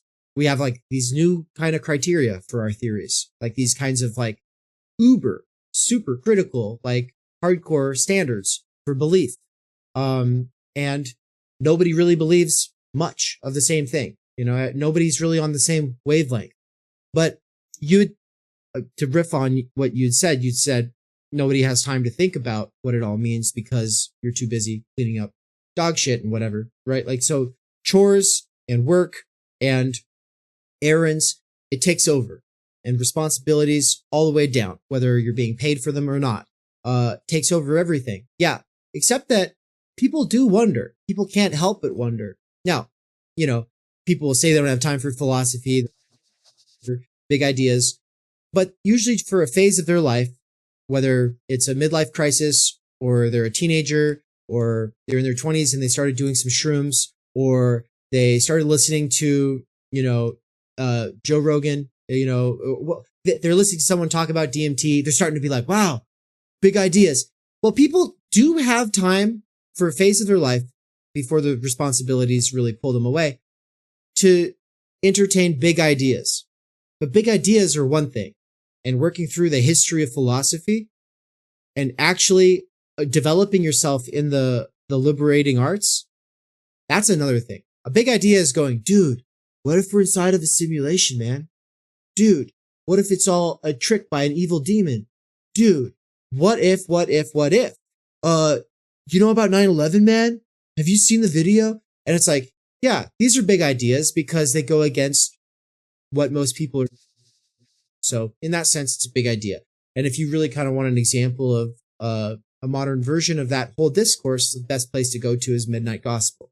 Great TV show for kind of just like, ooh, getting into big ideas, man. It's all psychedelic. Yeah, and that's cool. We do have time for that. We don't have time to go any deeper. We don't have time to think about the standards by which we adjudicate the strength or validity or soundness of ideas. We don't have time to think through the different theories of truth that have been developed over the millennia. We don't have time or energy to get to the bottom of the critique of, I was going to say critique of political economy, but you know, the critique of pure reason or being in time or the science of logic, or, you know, any of these great texts that have so much to offer that you have to read 3 times minimum before they really start to make sense. We don't have that. Of course we don't. Ain't nobody got time for that. Means. And he doesn't spell it out that way. Like on this page, which is 2 pages after he just said that it makes the worker duller, 2 pages later, he's talking about spiritual nourishment. Very easy for an English reader to read this and pass it off as, yes, calories and clothes and all these things that we need. No, he's saying we need to conceptually understand ourselves in the whole, and that we actually need to be able to be rooted in not just our history, world history, but specifically the liberating arts. That those are the precondition for our species being, which is, he says, free and conscious activity. But you don't have free and conscious activity if you don't have theory. There is no praxis without theory. And going around with your gut sense for things ain't gonna cut it. And the workerist Marxist types hate this. They hate this. They can't. But yeah, no, our species being is not just to make ourselves through work. It's not just to want to be a communal being. It's not just any of those things. It's also to be free and do conscious activity, which does require theory and the liberating arts, which is what he's saying here on page 75. But you have to tease it out. And the fact that that gets passed over is why it's so easy for people to go, yeah, no, Marx wants us to get back to our species being, but actually, I want us to be free. That's what he's talking about. Stop saying you disagree with him when you're agreeing with him. Disagree with him on something else. I disagree with him on other things. Don't disagree with him when he's right and when he's literally saying the thing that you're saying too. And so, of course, I'm arguing with some hypothetical accelerationist, but no, this is, I feel gaslit from conversations I've had over the last decade. Good shit. Really quick, Rudy said, but is Marx not doing the third step in the dialectic, that making meaning is exactly production? But is Marx not doing the third step in the dialectic? Sorry, which dialectic? Go ahead and say what you mean by the third step. By making meaning exactly production? I don't think so. That making meaning is exactly production. I don't know. So he's responding when I said, like, we don't have access to this rich world of meaning. And we, like, it's in our nature to make meaning or discover meaning, whichever way you like. I'm okay with both, believe it or not. Peace out, Sue. Good night. The dialectic of estrangement. I think, I don't know. Like, I do think, yeah, I don't know. We probably have to have a conversation about that. But like this need to make meaning is hijacked by ideology. It's like it is hijacked by like this inability to cope with the fact that I am nothing but a producer consumer. So I have to rationalize that. I have to make new meanings to cope with that. See, this is where I hate the language of meaning production. I hate the language of making meaning. And I know what you're getting. I know what you're getting at, but let me go ahead and say why I hate it first, which is just to say, you can't do that without reading Aristotle. You can't do that without reading Plato. You have to read Machiavelli and Hobbes. You have to read Bacon and you have to read the canon. You can't, it's like, okay, well, we can just make meaning outside of our context, outside of the history of ideas. No, you can't. Because all you have are dumbed down versions, laughable, idiot version, like going back to we're in a simulation. What if we're in a simulation? Descartes already said that, man. Descartes already said that. Not only did he already say that, he was also talking about the Turing test and the problem of AI and how we'll know the difference between robots and people. He was saying that shit in the 1600s. But people like, this is such a big idea. It's already in the canon, man. You're part of a conversation and your ideas are like these watered down hand-me-downs of these great ideas, but you get to experience it in like this eclectic piecemeal way. And it's like, no, like these have like origin and a genesis in this history of ideas. And making meaning is only done in reference to your context. We don't live in a vacuum where we can just kind of make it be what we want. It's like, no, we're in this broader context. And it's, of course, maybe at a certain level, I could say, this pen has special meaning to me. Okay, cool, man. You're making up your own meaning. But in the meantime, like to actually gain potential recognition or to have a path towards it, means being a part of the conversation. And workers have been sold on a lie, which is that you don't need that broader conversation. Dude, and it keeps you. That's the thing. Like this meaning that we make keeps us there. That's why it's all ideological. That's why let's get stoned and talk about the nature of the universe. That's ideology, dude, because it keeps you placated while you go back to work because you fucking hate your job. You fucking hate your boss. Everything is miserable. But at least you have these moments of freedom where you get to get high and talk to your homie about what if we're in a simulation. And that's cool and that's fine. But it's all ideology because it's not taking you out of the situation. It's placating you. It's all spectacle. Which is, I think what I was trying to express, like we rationalize and we come up with all these new things. And in that way, that becomes production because that's production of cultural objects that benefit capital. So yes, that becomes a form of productive consumption. But that's not the type of meaning making I'm talking about. Like I want to have a genuine idea before I die. And I know that I can't do that until I climb a mountain And I want to climb the fucking mountain. We are not given access to that mountain unless we go off the beaten path. And it's so difficult to go off the beaten path because this veil of meaning, of modernity, keeps us on the fucking path. And it's fucking scary, dude. I get it. Again, to come back to be a little human and be a little more gentle, I fully get it. I have kids. I have spent hundreds of sleepless nights stressing out about how am I going to pay these bills? What if my kid gets sick? What am I going to do? What if I get sick? Am I going to retire? Like, these are all real things that keep us there. And I'm not saying it's a lack of courage or a lack of anything at all, other than a lack of, I don't know what it is. Sue said you're crazy earlier. I don't know what it is, but it's something to just say, I can't do this anymore. I have to try to get off this beaten path. And if it kills me, then it was worth it, because this is killing me. And I would rather at that moment take it into my own hands than die on capital's terms.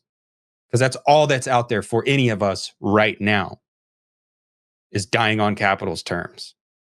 And in doing so, being separated from your species being, which on the one side is, there is an animality to us, and we're part animal, so we can talk about what we mean by that.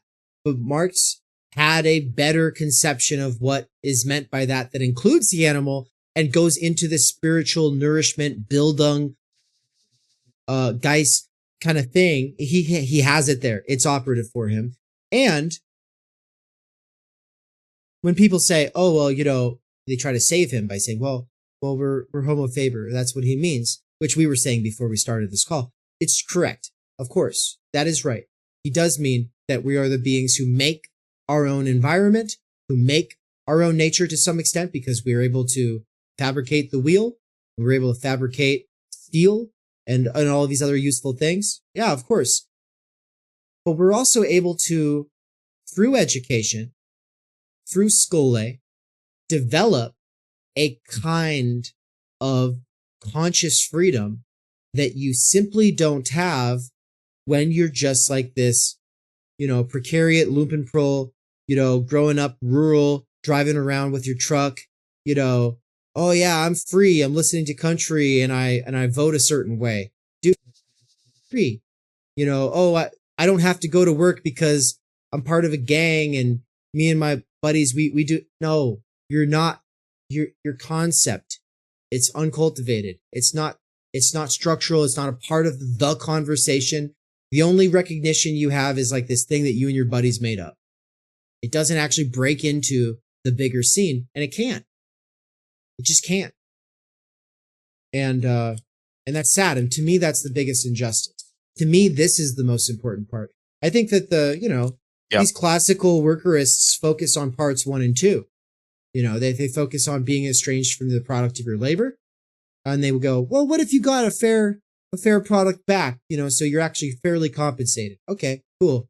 And then they go, what about, you're not actually estranged from your working activity because your working activity is represented by the worker state, and you're represented by for a guy like Lenin. Like, then come on, then you won't be estranged, right? And it's like, okay, yep. But what about this next level? This next level, I say, is the most important level. And this is the level of your self-understanding, your ability to be a part of the conversation, your ability to see yourself in history, and not just reduce history to this history of class struggle, but also to understand it's a history of ideas as well. And we understand ourselves only via the resources, the conceptual resources at our disposal in that incomplete canon, right? Yeah, and even if you want to reject it and refute it all, you're still doing that in reference to it. Like, I think that, yeah, exactly. Like when I was a kid, that like anarchist impulse was very strong in me to just say, no, I want to throw it all away. I want to distinguish myself. And I still, I guess, in a sense, I do want to distinguish myself. But that's always going to be in reference to the history of the world. Right. Well, this is, and you have to be able to at least sublate it. You're like, oh, I disagree with the canon. I don't agree with Plato, Aristotle, Kant.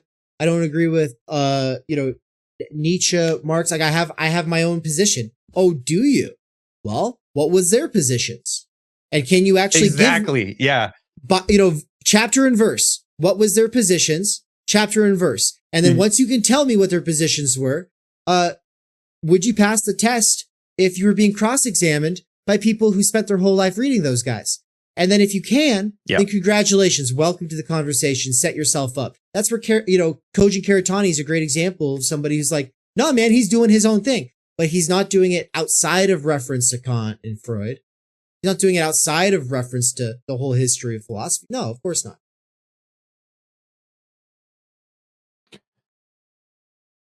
Welcome, the Ian. animal Good to see you, man. is immediate. Ian, what's up, man? Nice to see you. The animal is immediately identical with its life activity. It does not distinguish itself from it. It is its life activity. Man makes his life activity itself the object of his will and of his consciousness. He has conscious life activity. It is not a determination with which he directly merges. Conscious life activity directly distinguishes man from animal life activity. It is just because of this that he is a species being. Or it is only because he is a species being that he is a conscious being. In other words, that his own life is an object for him. Reflexivity. Only because of that is his activity free activity. Estranged labor reverses this relationship so that it is just because man is a conscious being that he makes his life activity his essential being, a mere means to his existence. In creating an objective world by his practical activity in working up an organic nature, man proves himself a conscious species being. In other words, as a being that treats the species as its own essential being, or that treats itself as a species being. Admittedly, animals also produce. They build themselves nests, dwellings, like the bees, beavers, ants, etc. But an animal only produces what it immediately needs for itself or its young. It produces one-sidedly, whilst man produces universally. It produces only under the dominion of immediate physical need, whilst man produces even when he is free from physical need and only truly produces in freedom therefrom. An animal produces only itself, whilst man reproduces the whole of nature. An animal's product belongs immediately to its physical body, whilst man freely confronts his product. An animal forms things in accordance with the standard and the need of the species to which it belongs, whilst man knows how to produce in accordance with the standard of every species and knows how to apply everywhere the inherent standard to the object. Man, therefore, also forms things in accordance with the laws of beauty. It is just in the working up of the objective world, therefore, that man first really proves himself to be a species being. This production is his active species life. Through and because of this production, nature appears as his work and his reality. The object of labor is therefore the objectification of man's species life, for he duplicates himself not only, as in consciousness, intellectually, but also actively in reality, and therefore he contemplates himself in a world that he has created. In tearing away from man the object of his production, therefore, estranged labor tears from him his species life, his real species objectivity, and transforms his advantage over animals into the disadvantage that his inorganic body, nature, is taken from him. Wait a second. Similarly, in degrading, that last part was confusing to me. So he says, in tearing away from man the object of his production, therefore, estranged labor tears from him his species life, his real species objectivity, and transforms his advantage over animals into the disadvantage that his inorganic body, nature, is taken from him. Okay, actually, that all makes sense. I'd misheard. Yeah, okay, great. We were about to get to the fourth kind of estrangement. Yeah, man. Similarly, in degrading spontaneous activity, free activity, to a means, estranged labor makes man's species life a means to his physical existence.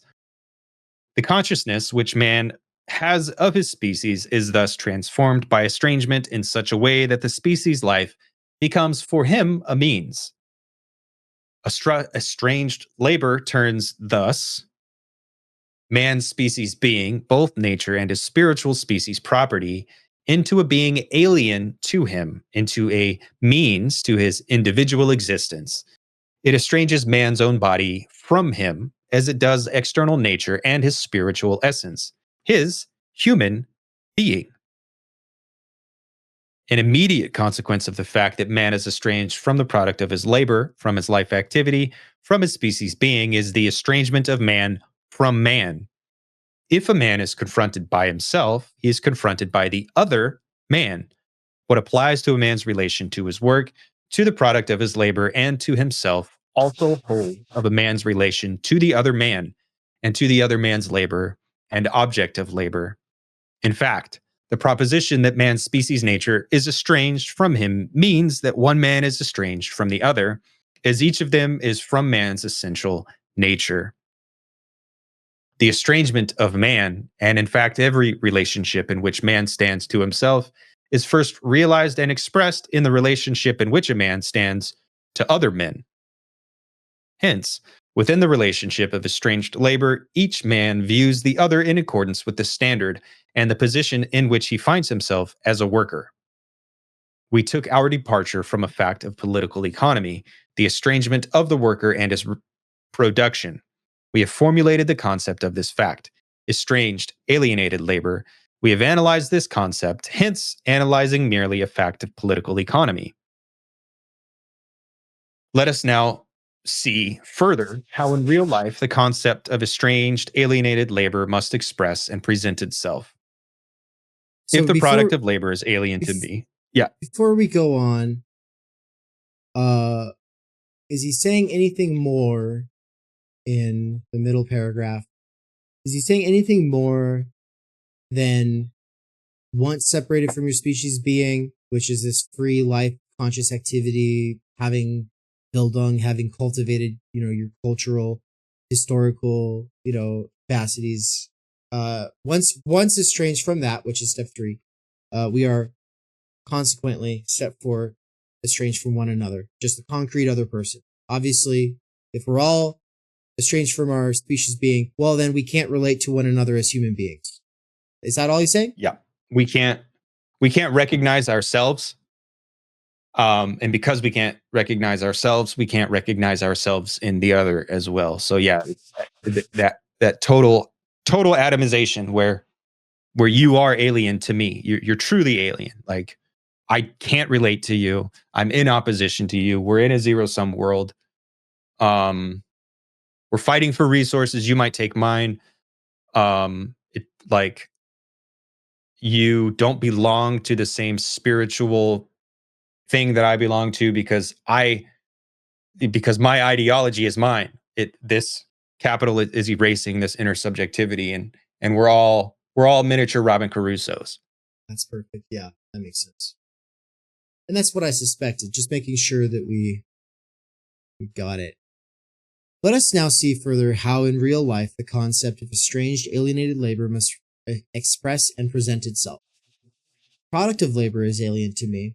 If it confronts me as an alien power, to whom then does it belong? If my own activity does not belong to me, if it is an alien, a coerced activity, to whom then does it belong? To a being other than me. Who is this being? The gods? To be sure, in the earliest times, the principal production, for example, the building of temples, etc., in Egypt, India, and Mexico, appears to be in the service of the gods, and the product belongs to the gods. However, the gods, on their own, were never the lords of labor. No more was nature. And what a contradiction it would be if, the more man subjugated nature by his labor, and the more the miracles of the gods were rendered superfluous by the miracles of industry, the more man were to renounce the joy of production in favor of these powers. The alien being to whom labor and the produce of labor belongs, in whose service labor is done and for whose benefit the produce of labor is provided can only be man himself. If the product of labor does not belong to the worker, if it confronts him as an alien power, this can only be because it belongs to some other man than the worker. If the worker's activity is a torment to him, to another it must be delight and his life's joy. Not the gods, not nature, but only man himself can be this alien power over man. We must bear in mind the above stated proposition that man's relation to himself only becomes objective and real for him through his relation to the other man. Thus, if the product of his labor objectified, is for him an alien, hostile, powerful unit of him, then his position towards it is such that someone else is master of this object, someone who is alien, hostile, powerful, and independent of him. If his own activity is to him an unfree activity, then he is treating it as activity performed in the service, under the dominion, the coercion, and the yoke of another man. Every self-estrangement of man from himself and from nature appears in the relation in which he places himself in nature to men other than and differentiated from himself. For this reason, religious estrangement necessarily appears in the relationship of the layman to the priest, or again to a mediator, etc., since we are here dealing with the intellectual world.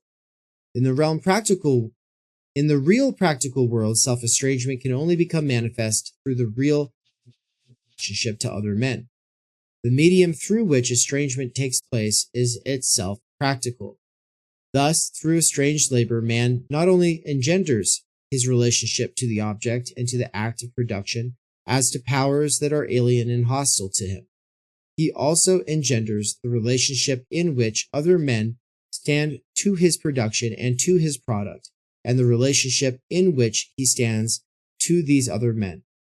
Just as he begets his own production as the loss of his reality, as his punishment, just as he begets his own product as a loss, as a product not belonging to him, so he begets, which begets just means like produce, just he births this, he births that. Just as he births his own product as a loss, as a product not belonging to him, so he begets the dominion of the one who does not produce overproduction, and just as he estranges from himself his own activity, so he confers to the stranger activity which is not his own.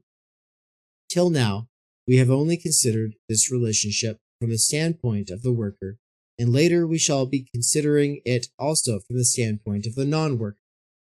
Through estranged, alienated labor, then, the worker produces the relationship to this labor of a man alien to labor and standing outside it. The relationship of the worker to labor engenders the relationship to it of the capitalist, or whatever one chooses to call the master of labor.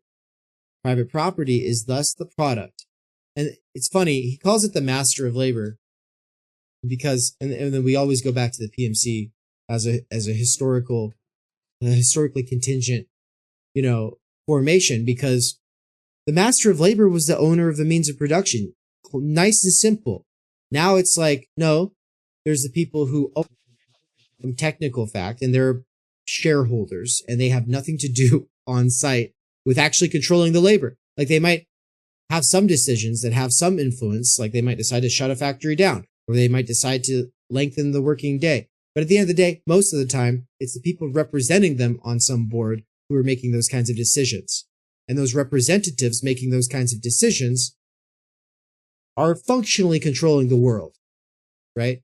Like, they still have, they're still constrained. There's still parameters to what they can do. And a lot of that is in reference back to the owners, but this one-to-one coherence is gone. Even managers, and I think it's becoming more and more apparent with PMC, fear of falling. Like, yes, they are like embodied controllers, but even they're not true masters. Like, the masters really are the algorithms. The masters really are supply and demand metrics and profit and loss and fiduciary responsibility and this and that. And it was true back in Marx's day, but maybe it wasn't as like there was still room for the industrious, enterprising inventor, right? Henry Ford, and like there were these people who could make decisions.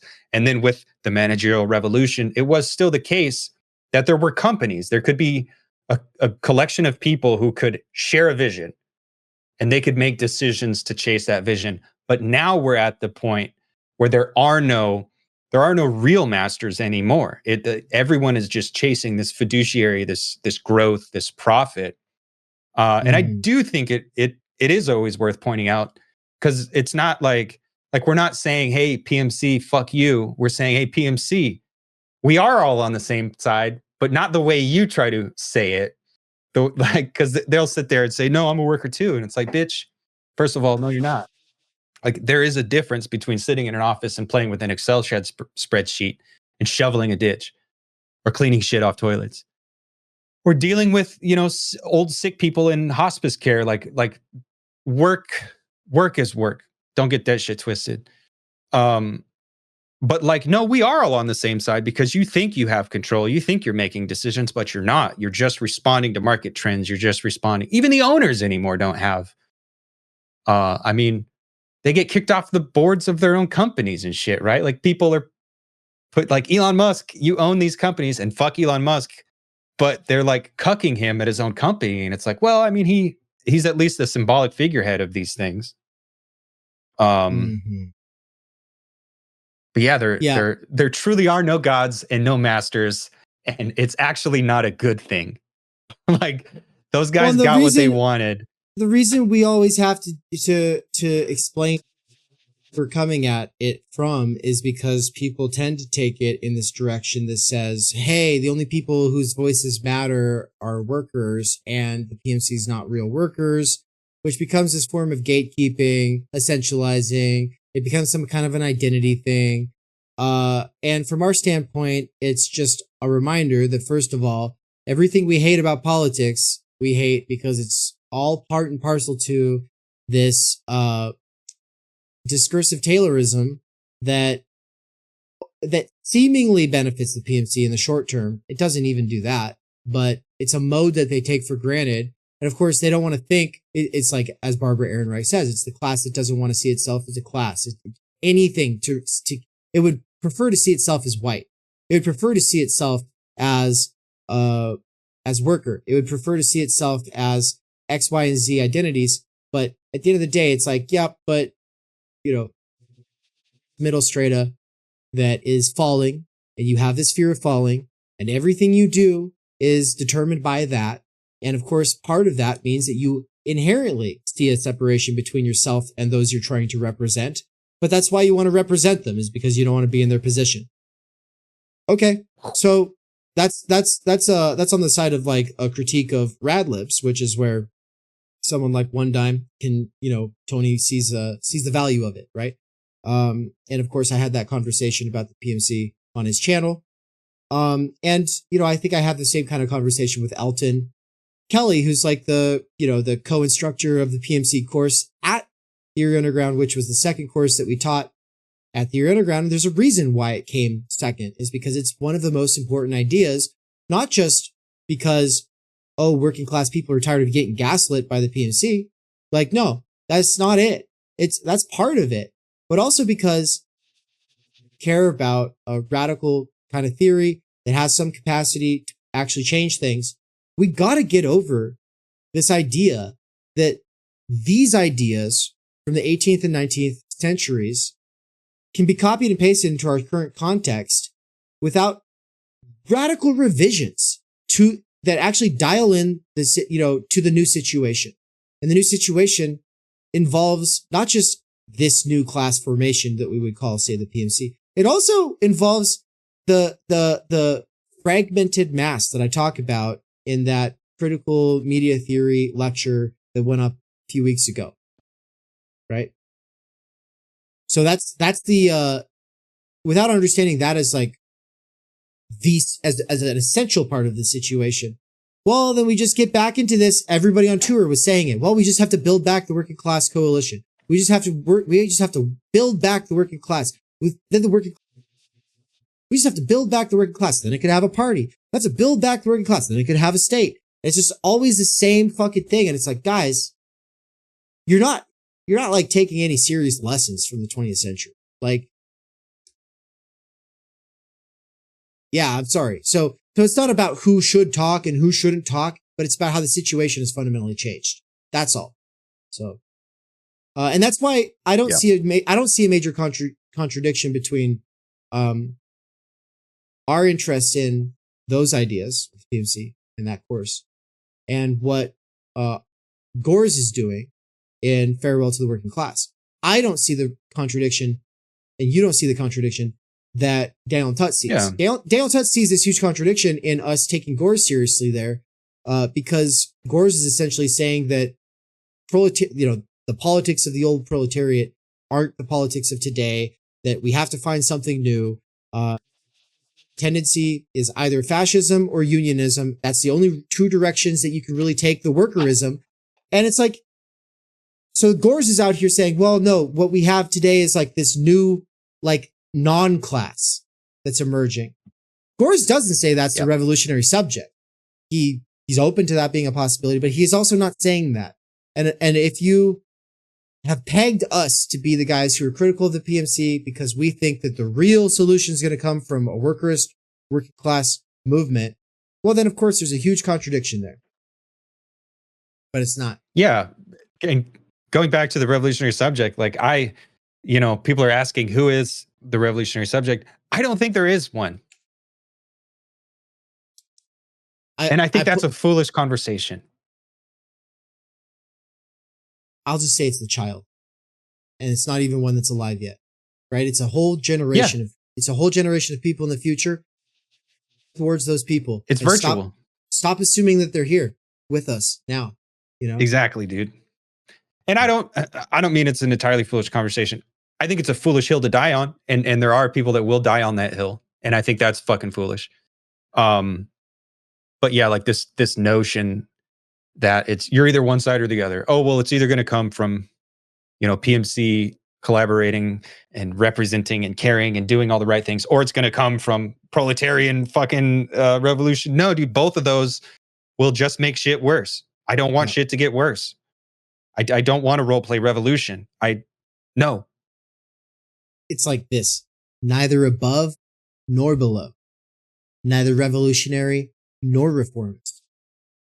Neither old left nor new left. Right?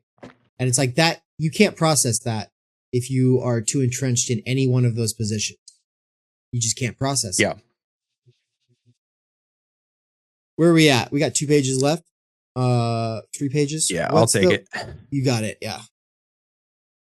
Private property thus results by analysis from the concept of alienated labor. In other words, of alienated man, of estranged labor, of estranged life, of estranged man. True, it is as a result of the movement of private property that we have obtained the concept of alienated labor, of alienated life, from political economy. But on analysis of this concept, it becomes clear that though private property appears to be the source, the cause of alienated labor, it is really its consequence. Just as the gods in the beginning are not the cause but the effect of man's intellectual confusion. Later, this relationship becomes reciprocal. Only at the very culmination of the development of private property does this, its secret, re-emerge. Namely, that on the one hand, it is the product of alienated labor, and that secondly, it is the means by which labor alienates itself, the realization of this alienation. This exposition immediately sheds light on various hitherto unsolved conflicts. Political economy starts from labor as the real soul of production, yet to labor it gives nothing, and to private property everything. From this contradiction, Proudhon has concluded in favor of labor and against private property. We understand, however, that this apparent contradiction is the contradiction of estranged labor with itself, and that political economy has merely formulated the laws of estranged labor. We also understand, therefore, that wages and private property are identical, where the product, the object of labor, pays for labor itself. The wage is but a necessary consequence of labor's estrangement, For after all, in the wage of labor, labor does not appear as an end in itself, but as the servant of the wage. We shall develop this point later, and meanwhile will only deduce some conclusions. A forcing up of wages, disregarding all other difficulties, including the fact that it would only be by force, 2, that the higher wages, being an anomaly, could be maintained, would therefore be nothing but better payment for the slave, and would not conquer either for the worker or for labor their human status and dignity. Indeed, even the equality of wages demanded by Proudhon only transforms the relationship of the present-day worker to his labor into the relationship of all men to labor. Society is then conceived as an abstract capitalist. Wages are a direct consequence of estranged labor, and estranged labor is the direct cause of private property. The downfall of the one aspect must therefore mean the downfall of the other. From the relationship of estranged labor to private property, it further follows that the emancipation of society from private property, etc., from servitude is expressed in the political form of the emancipation of the workers. Not that their emancipation alone was at stake, but because the emancipation of the workers contains universal human emancipation, and it contains this because the whole of human servitude is involved in the relation of the worker to production, and every relation of servitude is but a modification and consequence of this relation. Just as we have found the concept of private property from the concept of estranged, alienated labor by analysis, in the same way, every category of political economy can be evolved with the help of these two factors. And we shall find again in each category, for example, trade, competition, capital, money, only a definite and developed expression of the first foundations. Before considering this configuration, however, let us try to solve two problems. The first, to define the general nature of private property as it has arisen as a result of estranged labor in its relation to truly human social property. And the second, we have accepted the estrangement of labor, its alienation as a fact, and we have analyzed this fact. How, we now ask, does man come to alienate, to estrange, his labor? How is this estrangement rooted in the nature of human development? We have already gone a long way to the solution of this problem by transforming the question as to the origin of private property into the question as to the relation of alienated labor to the course of humanity's development. For when one speaks of private property, one thinks of being concerned with something external to man. When one speaks of labor, one is directly concerned with man himself. This new formulation of the question already contains its solution. As to the first question, the general nature of private property and its relation to truly human property, alienated labor has resolved itself for us into two elements which mutually condition one another, or which are but different expressions of one and the same relationship. Appropriation appears as estrangement, as alienation, and alienation appears as appropriation, estrangement as true enfranchisement. We have considered the one side, alienated labor in relation to the worker himself.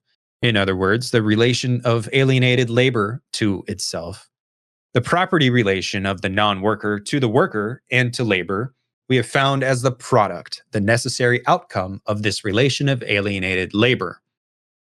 Private property as the material, summary expression of alienated labor embraces both relations, the relation of the worker to work, to the product of his labor and to the non-worker, and the relation of the non-worker to the worker and to the product of his labor. Having seen that, in relation to the worker who appropriates nature by means of his labor, this appropriation appears as estrangement, his own spontaneous activity as activity for another and as activity of another, vitality as a sacrifice of life, production of the object as loss of the object to an alien power, to an alien person. We shall now consider the relation to the worker, to labor and its object of this person who is alien to labor and the worker. First, it has to be noticed that everything which appears in the worker as an activity of alienation, of estrangement, appears in the non-worker as a state of alienation, of estrangement.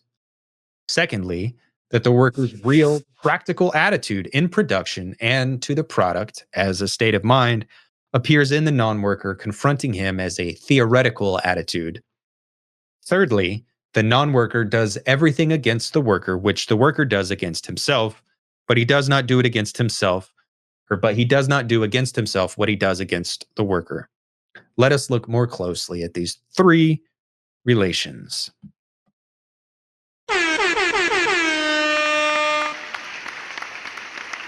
Good work, good work. Let's tarry for a moment on those 3 points. Especially, I'm confused by the second one, but we'll get to it. So first, it has to be noticed that everything which appears in the worker as an activity of alienation, of estrangement, appears in the non-worker, so the person who's not working, right, as a state of alienation, of estrangement. So that's just to say, when you're working, you're actively producing this alienation.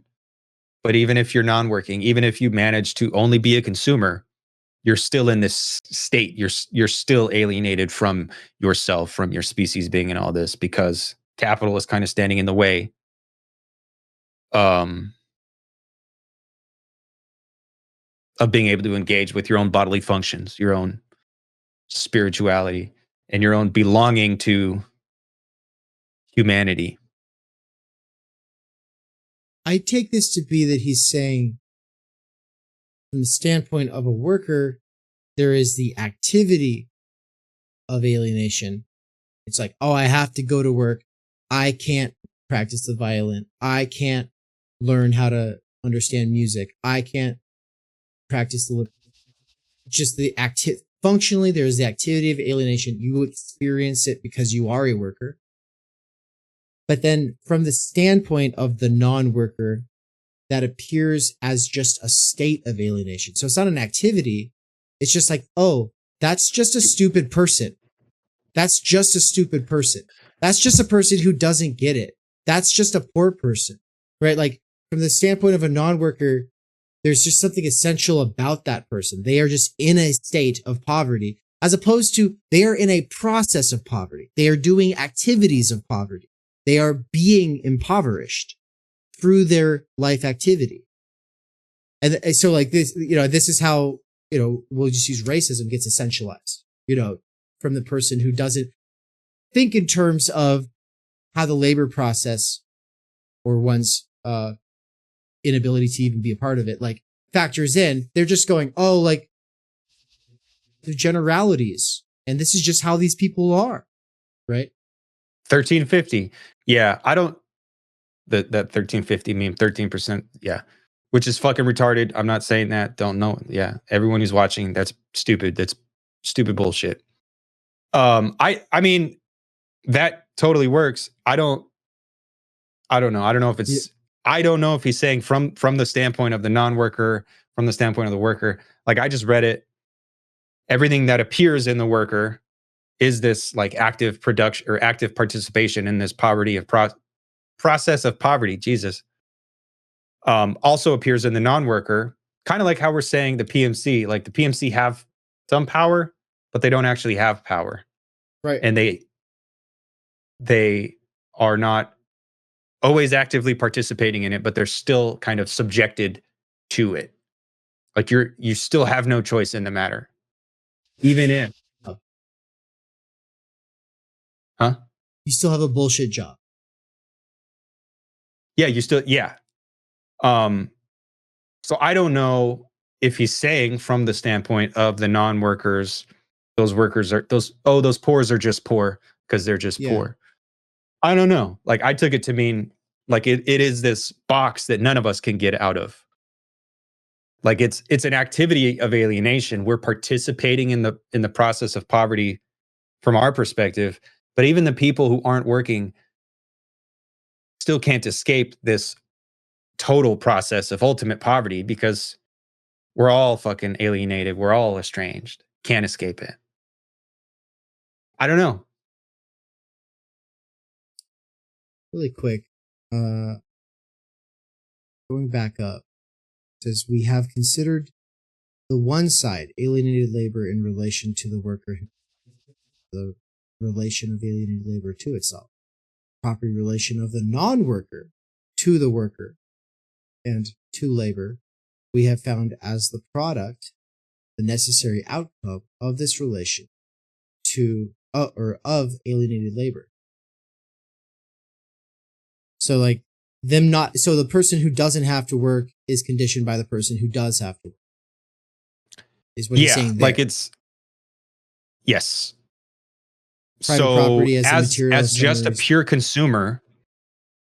pure consumer, you're not really buying that ballet. You're buying the estranged labor of the ballet dancers and the stage crew and the craft works and all that. Like you can't actually buy what you're buying. You're always buying these commodities, and these commodities are always these estranged objects. All right. So I would say, dear listener, curious to know what you think about all that. We're not going to get to the bottom of it right now. And like that's less important, I think. But before we roll credits here and close this thing out, I wanted to get to the next two and see what we think about those two as well. So, secondly, that the worker's real practical attitude in production and to the product as a state of mind appears in the non-worker confronting him as a theoretical attitude. So what's that saying? I think that goes more with what you were saying, where there is this like divide, this inability to recognize the other, to recognize the man doing the work as a man doing the work, because the worker's practical attitude in production and the product is this like non-relation.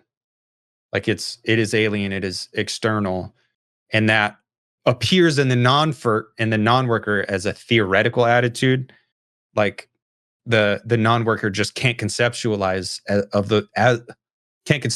the worker as like, oh, they're the same as me. Oh, he's just like me for real. Like they can't make that recognition.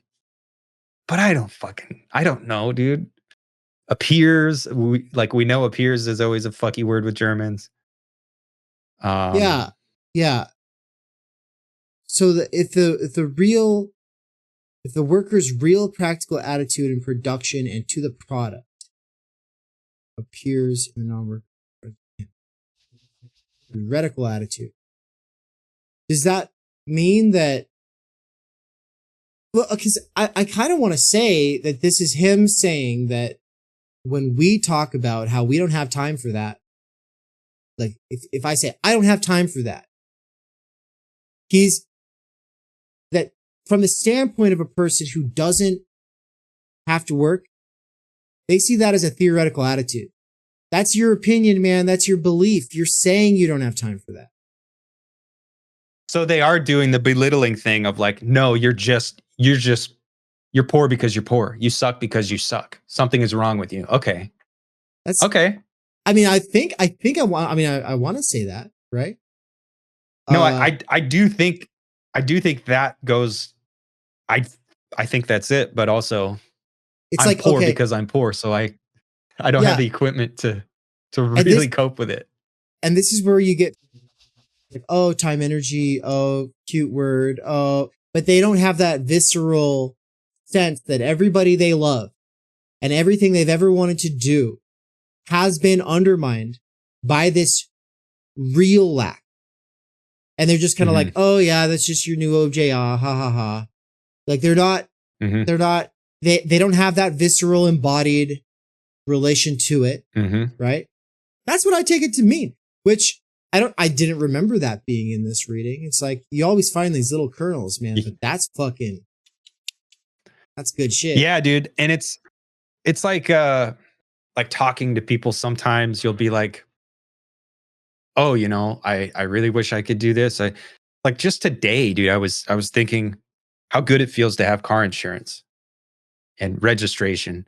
It wasn't until I turned like 34 years old that I actually had car insurance. Like for real. Like I would drive around, I couldn't fucking afford it. And it's not that I wanted to, you know, I don't want to ride dirty. Like no, I couldn't fucking afford car insurance. And talking to other people in my life, like it's hard to explain that to someone. If you don't just know that situation, you can't really comprehend, like, well, why don't you just get it? Bitch, what do you mean, why don't you just get it? I can't just go get it. I would have it if I could just go get it. And now that I have car insurance and registration, I'm fully legal. It's a good feeling that, you know, I was driving home from the park this morning and I had a reason to feel good. I was like, oh shit, I don't have to worry. A few years ago, I was always worried when I was driving. Mm-hmm. And people who just haven't been there, just they lack the equipment to understand that. Yeah. Really quick, shout out to whoever's in the audience here. You can say hello and you are. It's Ivar actually, but it's a different Ivar. Is this the other Ivar? Is this the same Ivar that was here earlier, or is this a different Ivar? Yeah, Ivar's back. It's same Ivar. Okay, welcome back, Ivar. We're just getting finished up here. What's up, man? You need a unique profile picture so that we can tell. You can always know. The invite button is actually covering up your name on my side. Okay, now thirdly, the non-worker does everything against the worker which the worker does against himself. But he does not do against himself what he does against the worker. So this is where the worker is expropriating himself.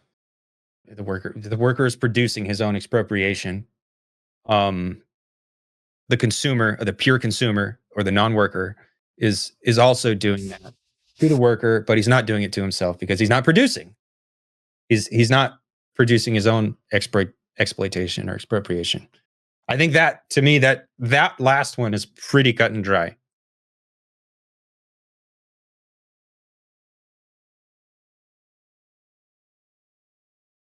Which is to say, nowadays, you know, people talk about ethical consumption. There is no ethical consumption in capitalism, this is true. There's also no ethical production, which is true.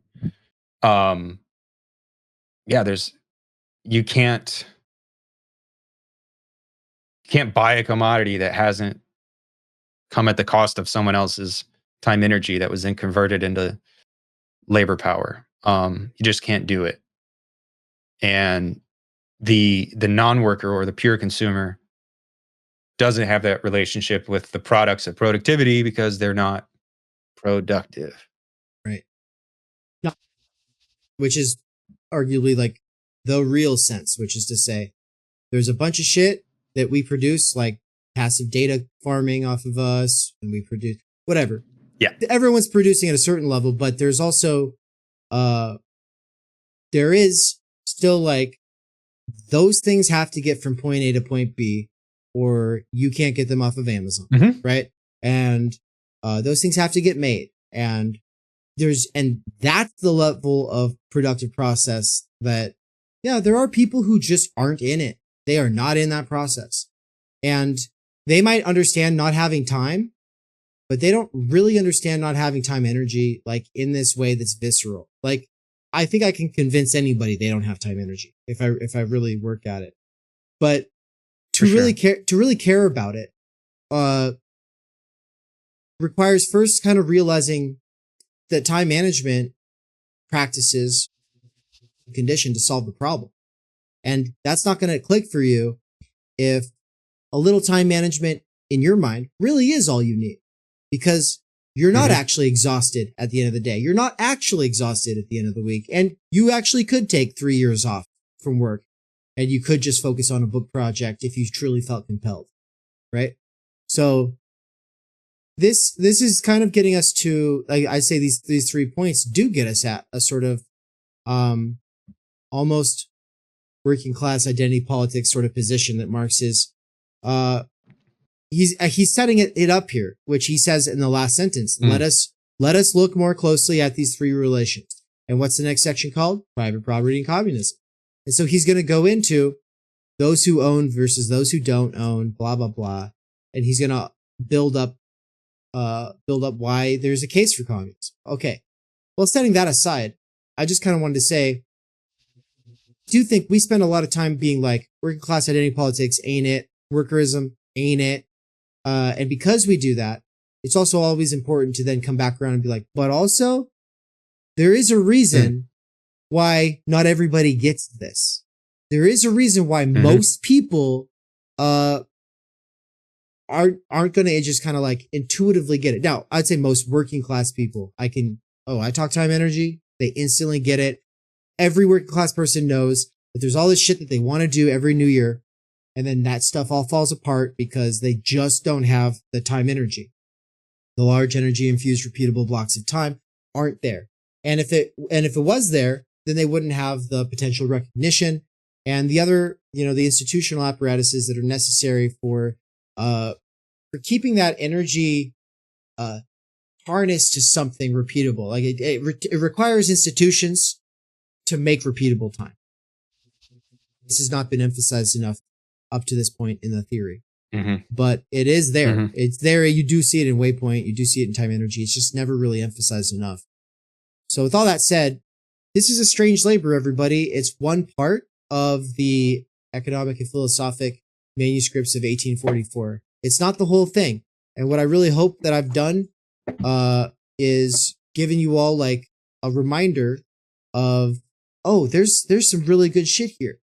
And Nance, I couldn't have done it without you because I just wouldn't have enjoyed it. It wouldn't have been as much fun. I could have read it on my own and I would have been distracted by my phone the whole time. No, but getting to do this with you, it's been a real delight. And it's been great having people pop in on the audience side, subscribers and students over here at the temporary platform that we are using called Discord. Come on over, get involved. See you there. PSA, we're about to roll. We'll say some more stuff about that. But I'll say a couple closing thoughts before I turn it over to Nance, kind of give you a little, setup here to, you get the last word in a sense. But I want to just say that not only was this like transformative to me when I read it the first time, it's proven to be the thing, like the text worth going back to every couple years. It never loses any of its power. In fact, it only gains it, I think. And especially in light of time energy theory and how it's developed, especially in light of all the relationships with all of these various brands of newer left or old leftists who we've communicated with especially over tour, but really just over the last few years. I don't think it's lost any relevancy. It's only gained it. And if there is a case moves away from his young, more Feuerbachian influenced self, and to become a more hard-nosed, scientific, anti-humanist, political economist type of guy, I would simply say that I like the younger one more. And I like the younger one more because I think the younger one understands me. Now, if you want to be like me and try to draw a straight line and say, okay, come on. There's always this theoretical Marx, whether you want to call it philosophical or political, economic, or critical. I don't care.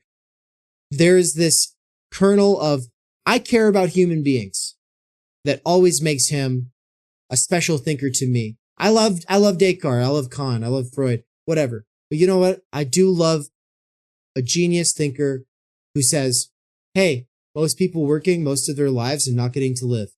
That's fucked. Let's go deeper. Let's figure out why. Some simple time management strategies aren't going to cut it. Let's go deeper into figuring out why this thing works at a structural level. Having his feet right here in I would say it's not so much a structural analysis. It's more of this is what it's like.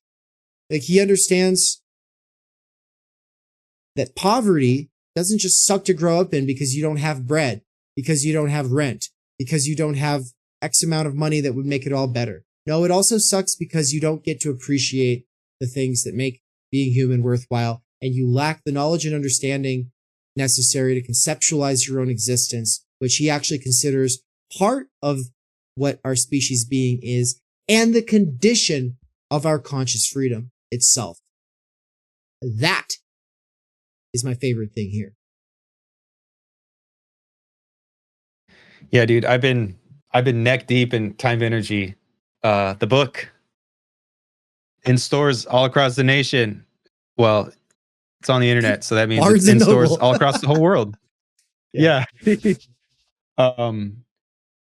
And it's yeah, dude, this fragment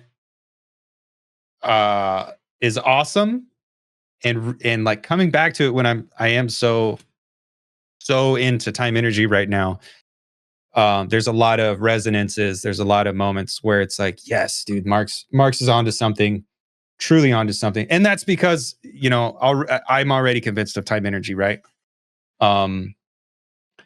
But no, like I am convinced of Timenergy, and I do see it here in Marx, and I see maybe the larval form of Timenergy, where it really is trying to get at something prior to the logic of value, the logic of markets and and this and that, where everything can be, you know, analyzed through cost benefit analysis, and at the end of the day it's all just very machinic and very unpleasant and inhospitable to us soft squishy humans. And this is a special piece, and yeah, dude, like I haven't read it in I don't know how long, and I was confusing bits of it with, like, in my head I was thinking of The Poverty of Philosophy. Like I was getting shit mixed up in my head. But I'm glad we came back to it. I'm glad I came back to it, and I'm looking forward to coming back to it again in a few more years. And there's also a lot of other shit. I've been reading a lot of Benjamin this week too, in preparation for stuff I'm working on. And just like when I read Benjamin, I'm like, yeah, he's right about all this, but things have changed now. So we need to come up with better thoughts, better ideas, better theories, or whatever. I feel the same way about Marx. Like, yeah, Marx is right about all the shit he's talking about right now. And there's some things that remain, but there's so much that has changed. So like approaching this theory with an eye to what's happening today is something that doesn't happen enough when people read Marx. People are just like, yeah, I'm going to read Marx, and Marx is right about everything, and I'm gonna like go masturbate somewhere. Like, no, like I want to climb the fucking mountain. And you can't do that if you don't update the firmware. So, fuck yeah, this was dope. All right, everybody, peace. We cannot do direct revolution, but the only way to lay the foundation for it is to do what you are doing to move the underground. It's a theoretically correct title. Welcome to Theory Underground, a place for workers with earbuds who are tired of the bullshit and just want to get down to it. Big ideas, rigorous thinking, and ultimately liberation from necessity. Research at Theory Underground focuses on what is most important for understanding our current situation: theory of the subject, capital, time-energy theory, critical media theory, CMT, and the most essential critiques necessary for understanding why the theory, ideology, and common sense of influencers left to right misses the mark. Theory Underground is coming to a city near you. Besides a commitment to publishing certain underground theorists and popularizing certain fundamental concepts, we have toured the United States and are touring Europe to promote our ideas, courses, and publications. You've been reading Underground Theory. Amazing book. I'm a publisher and an editor. I run and review books. Literally, it's my living. This is the best edited collection I've ever read. Okay, picture this scene. America, early 2021. An Amazon warehouse worker arises from the emerging underground theory internet scene to create spaces for untimely topics and concerns that are too often neglected or kept in isolation today. Joined by a revolving cast of underground theorists, academics, and critics, he establishes what will become Theory Underground, a teaching, research, and publishing platform by and for working class intellectuals, autodidacts, and academics who want to do more than they're able to do within the confines of academia. That warehouse worker's name is David McKerracher, and his book Timenergy is his first major contribution to the world of theory. It was recently reprinted with a foreword by none other than Slavoj Žižek, who also contributed to Theory Underground's latest book. My Bible, it's an excellent book. A collection of essays called Underground Theory. What you just heard is an excerpt from the Strange Exiles podcast, episode 23, where Graham from Strange Exiles interviewed me and Mikey. For those who don't know, Mikey is the author of the Dangerous Maybe blog. We are publishing one of his books here shortly at Theory Underground. He's also a lecturer at Theory Underground, and he's someone I've been friends and a collaborator with for over 10 years. But most importantly for you all, he's a fantastic lecturer, and it's a crime that he has to do wage labor right now. One of the long-term goals of Theory Underground has been now for a couple of years to hashtag free Mikey. That is something that I've been really pushing, but first, obviously, I have to get freed myself, so the two of us are able to do this because, as Mikey said, build it and they will come. Well, I tried and I built a website and platform. I had my own app and everything, but it's been really buggy and it's more than one person can handle, and that's, a really good lesson for me. And so for now, what we're doing is moving it to a temporary intermediary platform until we are able to get some more serious funding. And ultimately, we want to be in a place like this, a real brick and mortar digital nomadic mecca where people can come from all over the world. But also, the app was really expensive, and so by quitting it, I am now able to save a lot of money, and with the help of my patrons and the students at Theory Underground, especially the monthly subscribers, I am officially able to quit Amazon and do Theory Underground full time. So thank you so much, everybody. This is one huge step forward. My way of giving back to everybody is by promoting everyone who is at a current tier to the benefits of the tier above them as far as subscribers go, and also rolling out a new lower tier. And so check out the tier subscription setup. And if you're not interested in taking the courses or what's being offered for subscribers and you want to support anyway, check out the Patreon. Finally, just stay tuned for more information on the tour in Europe during the month of May 2024 and the conference in Mexico during the last weekend of October 2024. If you want to be there, hit me up ASAP. Let's get talking, because it's happening very soon. All right, bye-bye.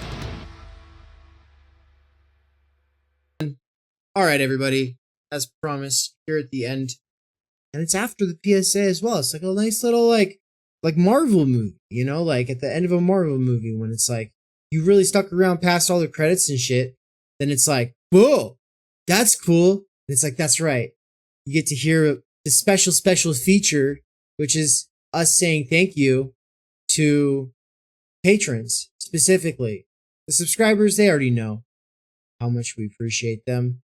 But the patrons are people who don't have the relative time, energy, or maybe even interest to do it themselves, but who ultimately go, I really like what's going on over there at Theory Underground, and I want to see that succeed. And so I'm going to throw my money at it, even though I can't do the courses and stuff. I'm going to throw my money.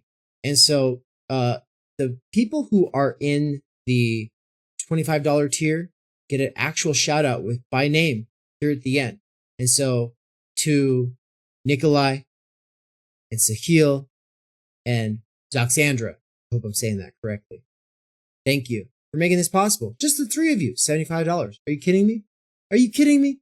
One more of you would be $100. That's crazy. Not only that, I just reached 9,000 subscribers. Just broke the 9,000 subscriber mark. Like what? You guys are. Fuck you guys yeah, are. man. They're really pissing off my enemies. Like that. You guys are really ruining some people's days. Like that. Some people want to see me fail, but they don't get to because I just quit Amazon. So thank you so much for making it happen. And then also, because I'm not going to sit here and edit and make the names go on the screen, Max Mackin, Christian, Putska and Darian Large. You guys are homies. Really appreciate it. Nance, you don't want to say anything from the bottom of your heart? Yeah, too? I think I mean, we've had so many conversations both on air and off air about what we're doing and how we're trying to show people that we're not just creating content that you can passively consume. Like we really are trying to do stuff. There's a directionality here. And I think the patrons have shown you guys get it. You at least get something. Like you're like, yeah, I do see a difference. This isn't just another video essay, bread to video, blog post or article or whatever. There's something going on. There's a directionality. And you guys are part of it. And thank you for being part of it because we have to bootstrap it. So you guys are in the fight along with everyone else too. And thank you for real. So. Yeah. And I would just wrap that down by saying, I called up Mikey this morning. I told him, I was like, yeah, so, this is where all my finances are at, blah, blah, blah. And he was just like, good job, man. Just remember that you're only a third of the way there. Cause I was acting like I'm there cause I don't have to work at Amazon, but he's like, yeah, but you want to have kids in a couple of years. You want to get this thing to where it can get me free, blah, blah, blah. And it's just like, yeah, it really is.